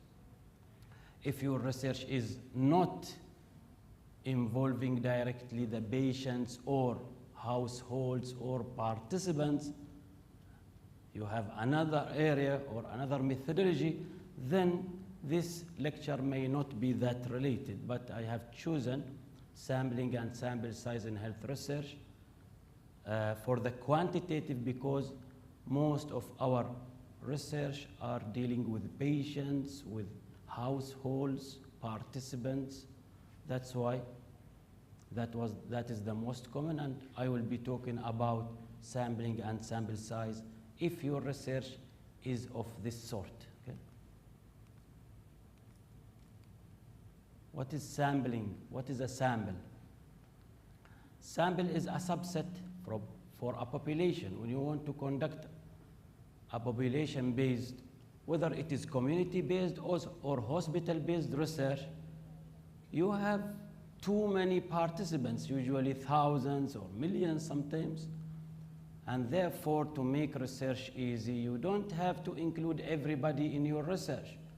Just define the target population, and then you can take a sample from that population that represent the population to conduct your research among them. If you conduct your research among a representative sample, a good sample, by the end of the day, it will represent the population, and you may generalize your results and recommendations to that population. So sampling is the process, is the technique how you select some individuals from the large population for your research. So why we do sampling? Why to sample? Why to take a small or appropriate sample for a population? As I said, less money, because the research will be smaller than involving the whole population. Less human resources will be required for your research, and less time. Dealing with 500 households, for example, is much time consuming and cheaper than dealing with 100,000 households. Also, including everybody is impractical, and sometimes it is impossible. Sometimes you cannot identify all the units of the target population. And when you collect data, data will be more accurate, and measurements will be more accurate if you collect those data or that data for 100 or 500 rather than 10,000. If you involve 10,000 households, you will be struggling and working quickly. Your measurements, your data will not be that accurate. However, when you deal with smaller population, the accuracy of data is better, and that is a very fundamental point in research quality and reliability and validity of your recommendation later on. So if somebody wants to conduct a research among the households, among elderly people who receive a lot of medications, so what is their awareness about management, waste management, how they are dealing with them, what they are doing, is there a risk in the family, have occurred, injury, something, whatever. So if you want to conduct a research, you will take a sample. And the sample should be good in quality and good in quantity. For quality, it should represent the population. Once your sample is representing the population, that is a fundamental point in the quality of your sample. You have chosen a good sample. And the quantity, that means the number you are including is sufficient for the primary objective of your study to be answered, because it depends on the objective of your study.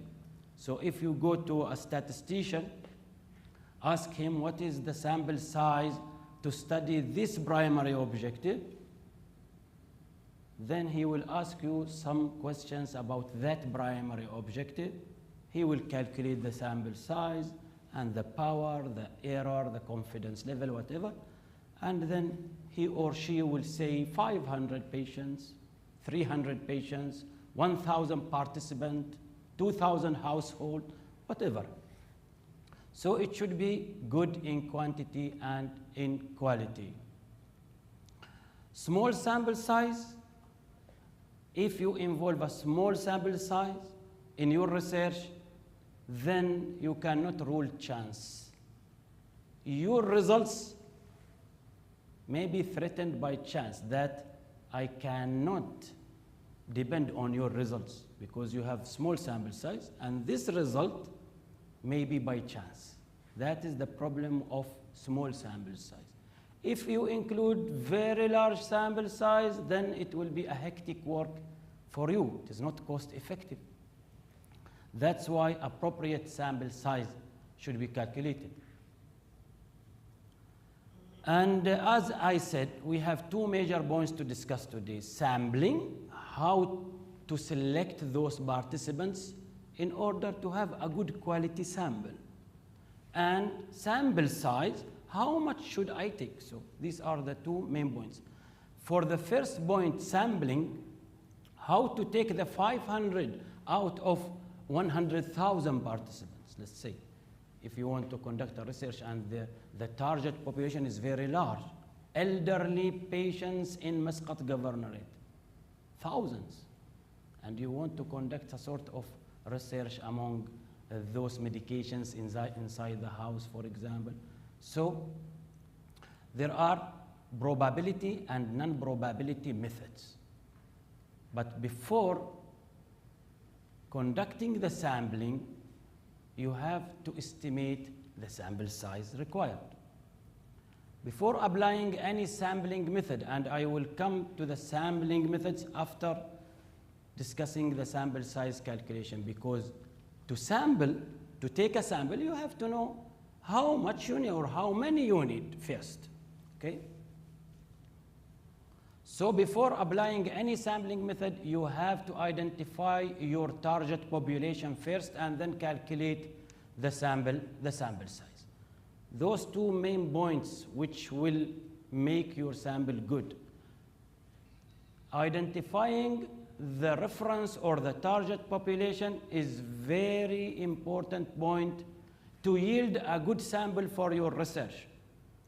If you want, for example, to know what people are, to how extent they are aware and their attitude, their practice towards medication in their house, household medications. And you decided to study elderly. So is that an appropriate target population? You have to ask yourself and modify, discuss with a biostatistician if you have the chance. That is the basic, because if you target inappropriate population, you did data collection, you interviewed the patients, whatever, then there will be no rectification later on. Khalas, you have gathered all the information, now you want to analyze. Maybe somebody or the biostatistician who analyzes the data will criticize your sampling, then why most of those are elderly? Because of this, of that. He will say maybe that is not a good idea. Later on, you cannot rectify the problem. So identifying the target population depends on the research question, as I said, and the quality of your research starts here. If feasible, you can get the sampling frame before calculating the sample size. So as I said, identify your population should be the appropriate target population, then calculate the sample size. Calculating the sample size sometimes needs something called sampling frame, or the sampling process needs the sampling frame. What do we mean by the sampling frame? The sampling frame includes all the parts. It is a list of all the target population eligible participants. A list, complete list of all participants who are eligible for this study. If you study elderly in Muscat Governorate, so if you can get a list of elderly patients in Muscat Governorate, that is the sampling frame you will need it in your sampling method, inshallah, we will discuss later on. So, if identify the appropriate target population, identify your sampling frame if available, and then calculate the required sample size. There are different formula for different designs. You know, quantitative research, cross-sectional surveys, cross-sectional studies, clinical studies, case control studies, cohort studies, COSI experimental studies, randomized trials. Each one has a formula to calculate the sample size. And statisticians are aware of those appropriate formula. They are different from design to design. So, we will start to give you an idea how to calculate. I will not touch the formula because it is complicated for you, but I will touch what are the requirements in each type of study to calculate the sample size. Okay?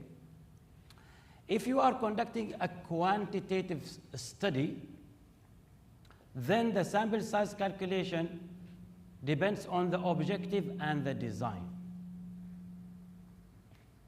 The objective, what is your primary objective? Assessing awareness of elderly towards household medication, for example. This is a primary objective. So it depends on the primary objective and the design. The design is cross-sectional survey. Automatically, the statistician, or you, if you have some knowledge and skills on those calculators, you will direct yourself to the suitable formula. And by the way, they are online calculators now. Those formulae are incorporated inside online calculators, but you have to choose the correct one. So, if you are conducting a descriptive study, that means prevalence or CAB studies. Prevalence means you want to estimate the prevalence, the proportion, the magnitude of a problem. This is prevalence. And CAB, knowledge, attitude, and practice surveys, we call them CAB studies. Also, these are cross-sectional descriptive. So, what do you need if you are conducting a cross-sectional prevalence or cross-sectional survey? We need previous estimate of the prevalence or the incidence of the entity that you are measuring. So, what is your primary objective? My primary objective is to estimate the prevalence of, keeping medication inside the house, that is the rate of keeping expired medication. For example, this is an example. Rate means sometimes prevalence. So if your primary objective to estimate a rate, that means rate of something, or a cross-sectional survey, استبيان survey, then we need a previous estimate for that prevalence, for that rate. The biostatistician will ask you, what is the expected rate of keeping this thing, of keeping expired medication inside the house? From previous study, you can bring this rate. So that is the first. We need also confidence level. The biostatistician will ask you as the principal investigator, what do you want your study confidence level to be? In medical research or health research, less than 95% confidence level is not accepted. So 95 or above. If you go up, then the sample size will shoot up. But at least keep yourself in 95% confidence interval or confidence level. Also permissible error. That is the error on the sides of the estimate. Which estimate? The prevalence or the rate you have provided, because the primary objective is to estimate the prevalence or the rate of keeping expired medication. What is the rate of keeping expired? So this is a rate. You told us from the previous study that the rate is around 50%, for example. So I will ask you, 50%, are you sure 50% plus minus how much? You will say 50 plus minus 5, It's ranging between 45 and 55, okay. That 5 is the permissible error. And we don't want to go beyond 5% in the permissible error. Sometimes some literature saying you can go up to 10%, but we don't like it. Journals do not like it. Sometimes it's acceptable, but try to keep yourself 5% or less. But there are also some negotiations in special circumstances. This is only the general rule. This is the permissible error, and the sample size formula is this. So that is the rate that I have asked you. Your primary objective is to estimate the rate, and you brought it from previous study 50%. I will put P 50, and 100 minus 50 is 50 multiplied by the confidence level Z value, and this is the permissible error.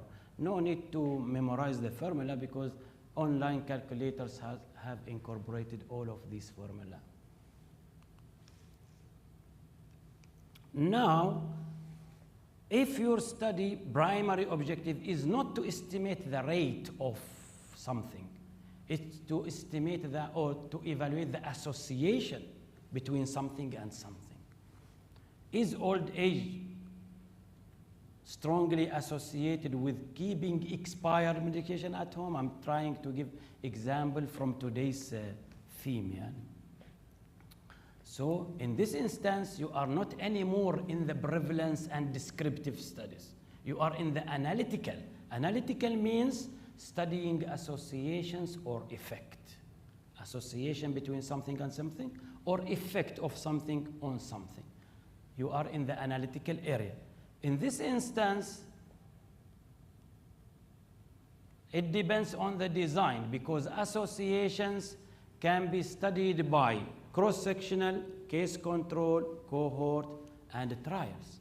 So also I will ask you, what is your design of the study? But in general, it depends in common, whether it is cohort, case control, whatever the design, in common, I will ask you about these 3 entities and something else.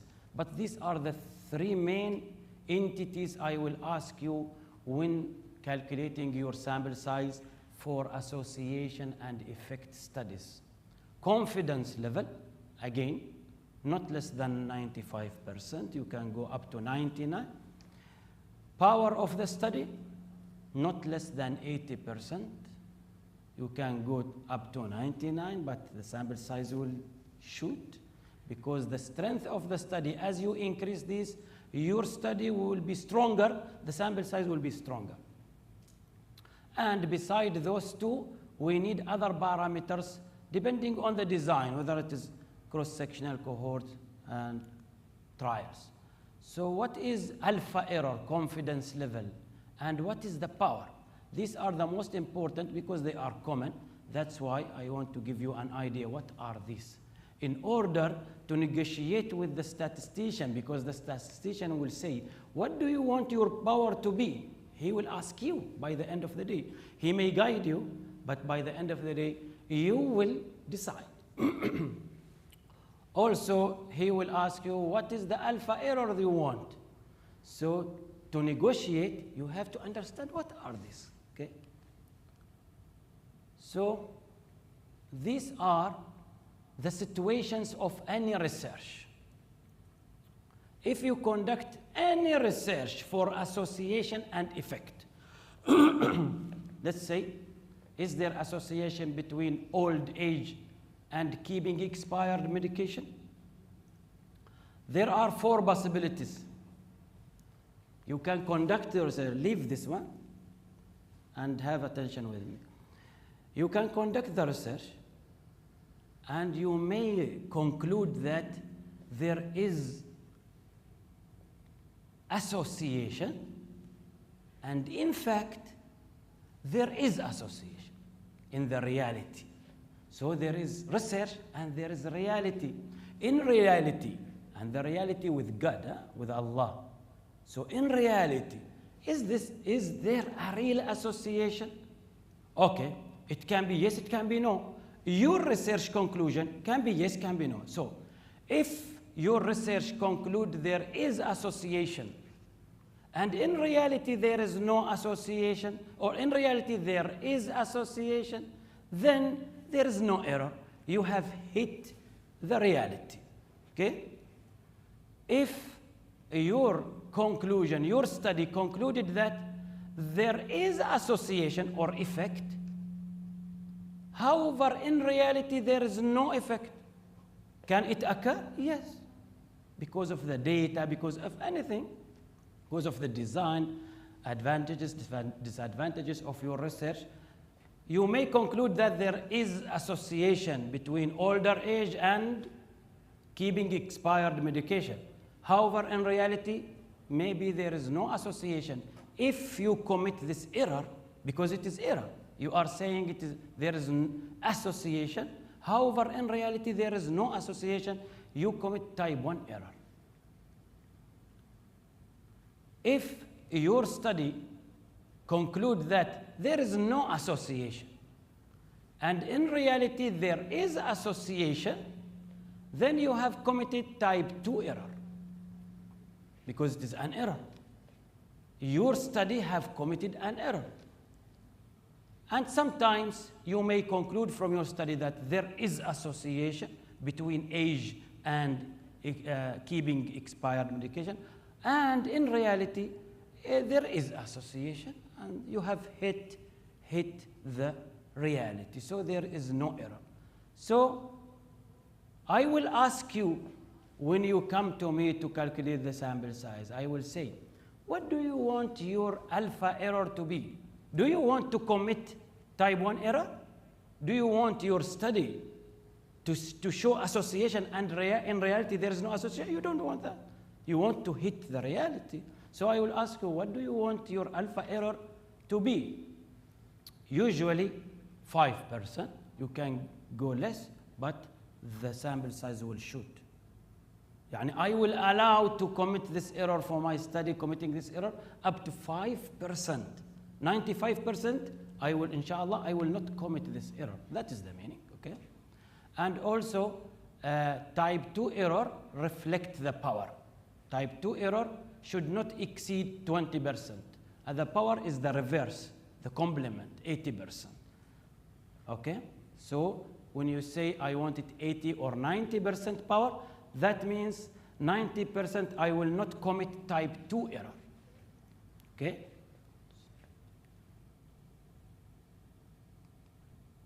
So that is alpha and type 2 error. As I said, alpha is usually 5% or less than 5%, and power is usually around 80 to 90%. You can negotiate, you can say I want 70% power, but that will make your study weak. And nobody will depend on your results and recommendations. That is the problem. So as I said, these two entities are common in all designs for association and effect study. We need the power, we need alpha error. Beside that, we need something else depending on the design. In case control, we need also the percentage of exposure among the controls and the odds ratio from previous studies, all of these from previous studies. For cohort, we need also percentage of unexposed with the outcome and the risk ratio, sometimes odds ratio. So all of this, you have to bring with you a previous study that is similar to your study.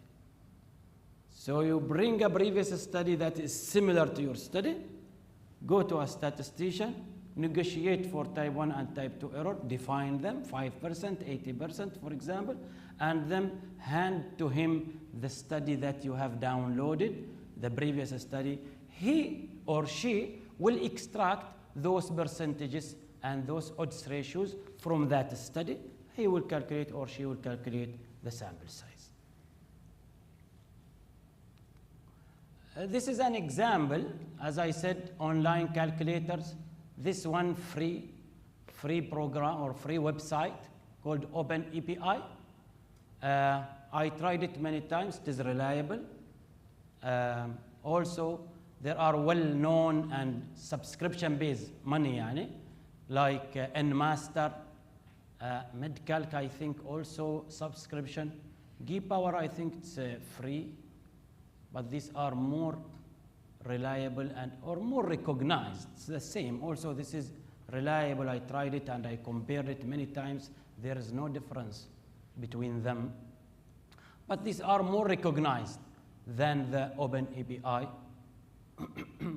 Also, after calculating the sample size by the calculator, you can increase your sample size by 10 or 20%. So, for example, if the sample size came to be around 300, example, you can add 10%, that means around 30, to compensate for missing values, for loss of follow-up, okay?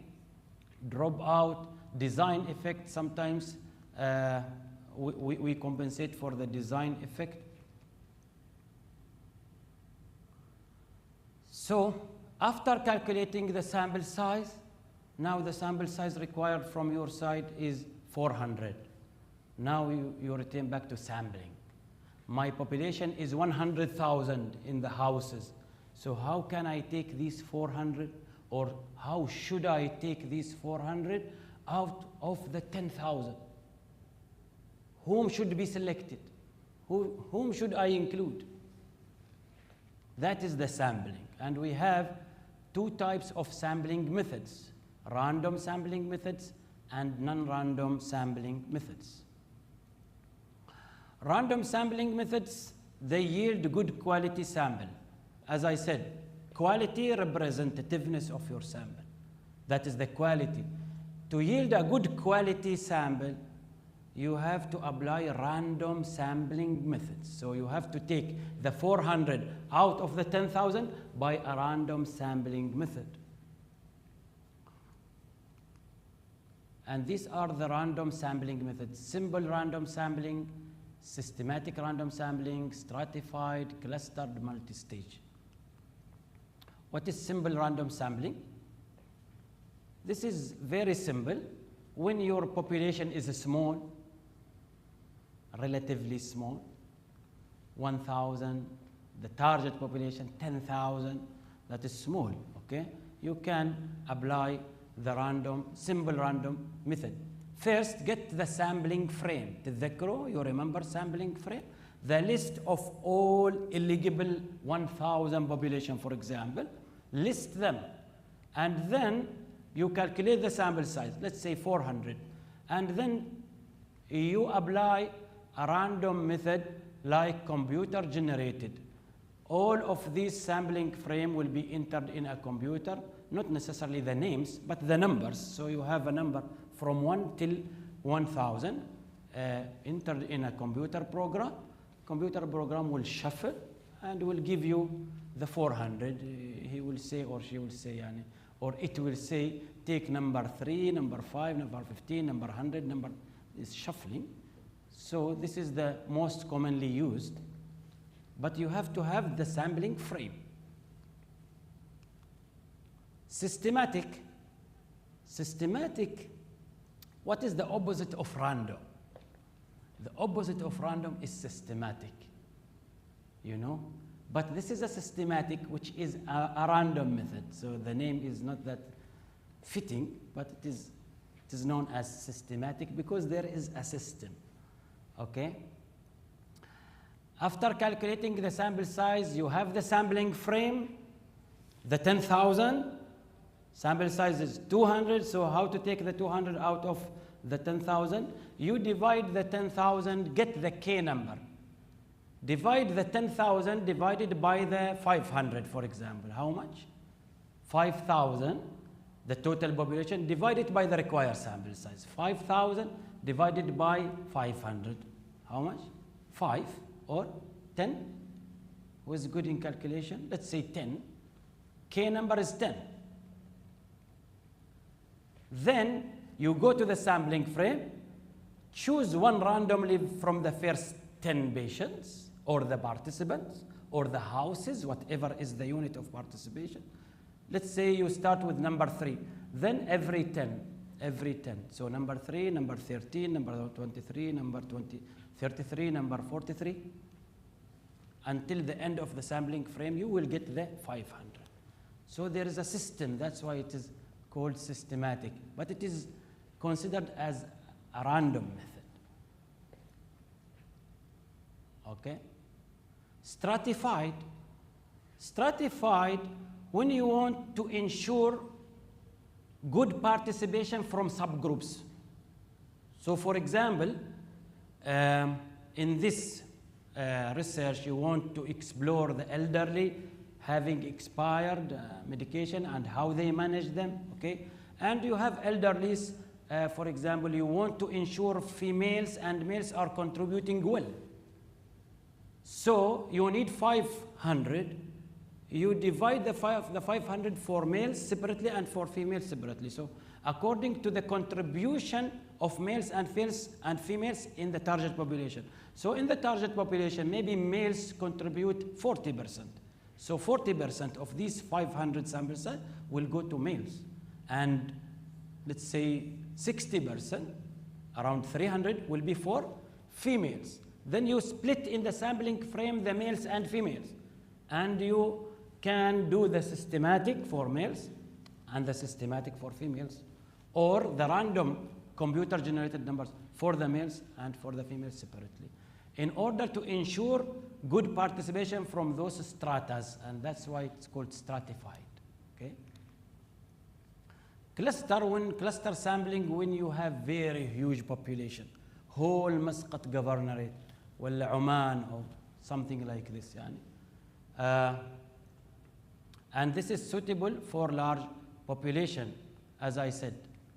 Get the list of all clusters. Now you have to divide the whole population to clusters. For example, villages or wilayats, and subclusters, maybe villages. Sometimes you go to schools, so the schools are the clusters. And then randomly you select some of those clusters and include all the subjects inside the chosen clusters. This is a way also of random sampling method. Multi-stage, it is very similar also, but when it is the whole country, and it's a little bit more complicated. Non-random sampling, I have seen some research of some students here and also in OMSB resident trainees, in SQU students. Most of them, they are, or very large number, they are not applying random, because the random is little bit, there is a system, you have to get the sampling frame, do computer generated, blah, blah, blah. So they go to non-random because it is easy. You are sacrificing what? You are sacrificing the quality of the sample, the representativeness of the sample, to some extent. Sometimes convenient samplings are good and accepted, especially where random methods are difficult. So I will give you only 2 examples: convenient sampling, snowball sampling. Also there is quota sampling. What is convenient sampling?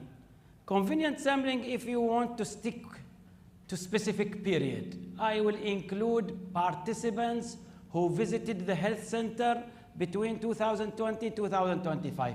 Khalas. Period. You want to stick yourself to a period. You don't want to bother about all the sampling frame, all the eligible participants. You want to stick to a specific period. This is convenient. You want to stick to specific days. Those who are visiting me for Sundays, Tuesday, I will include them until I reach 500. This is convenient. So periods, taking whoever attend a clinic in specific period also, or in specific days, all of those are convenient sampling method.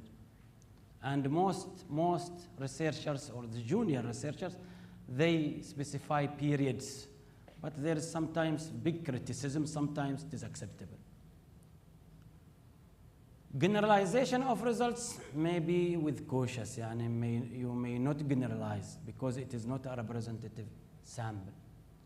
Quota sampling is also It is very similar to the stratified when you divide them to stratas,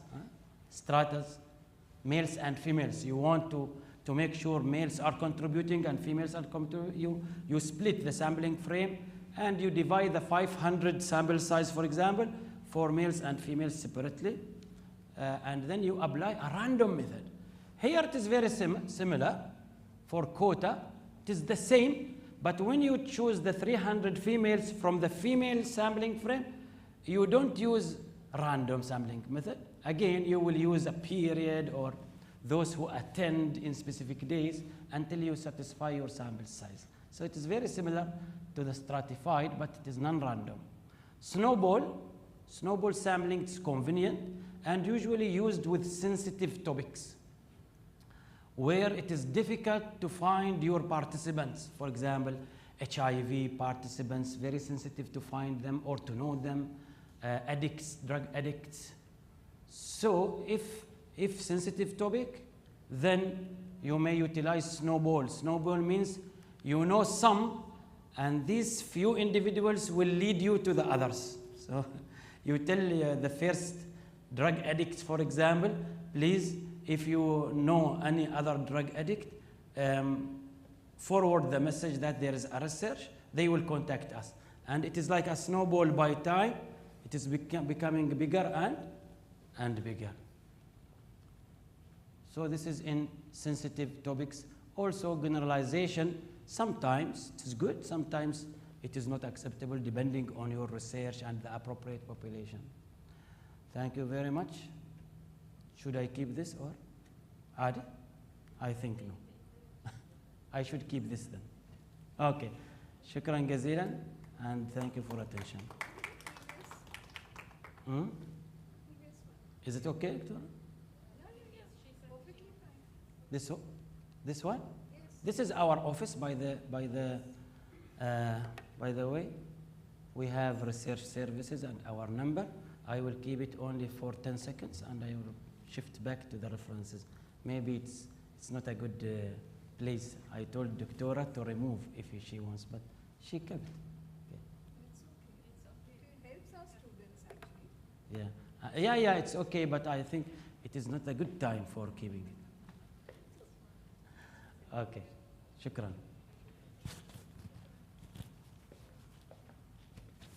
تفضل. Go ahead.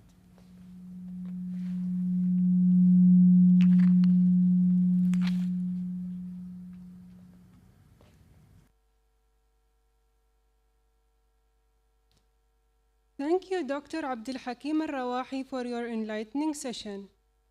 I invite Dr. Sumaya Al-Kindi, Research and Studies Specialist, to propose the vote of thanks.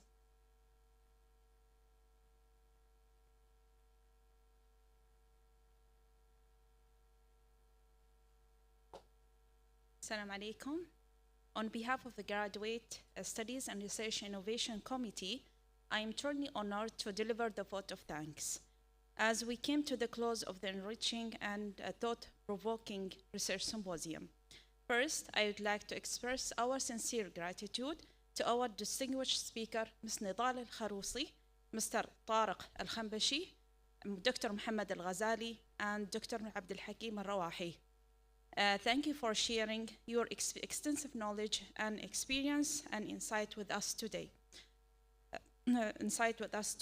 Your contribution have added a significant value to our understanding of critical issues surrounding the pharmaceutical waste management. A special thank to Dr. Khalid Al-Balushi, Dean of College of Pharmacy, for his support, guidance, and encouragement. His vision and leadership has been instrumental in making this event success. Also, I would like to extend my thanks to Prof. Al-Kahuja, Assistant Dean of Academic Affairs and Chair of Graduate Studies Research and Innovation Committee, for her invaluable advice and tireless efforts in facilitating and preparation of organization of this event. Thanks to all the College of Pharmacy faculty, members, lab instructors, and training supervisor for their steadfast support in fulfilling all the responsibilities that made this symposium possible. Your hard work and commitment are deeply appreciated. A very thanks to Ms. Mawadda, she is not here with us today, for designing the theme of this event, and she is in the marketing department. And also I would like to thank Mr. Sultan Al-Bakri for preparing the certificates and managing all the audio and visual functions. And also I would like to thank Mr. Yunus for his continuous support for documenting this event with the video and photos. Finally, I would like to express our gratitude to all the students and attendees for participating in this event. Once again, I would like to thank everyone who helped us to make this event possible, and we will look forward to see all you in the future events, inshallah. Thank you, all of you. So we are going to close this event, inshallah. And I would like to invite the students to take their the food there outside, and our speaker to the boardroom, inshallah. Thank you.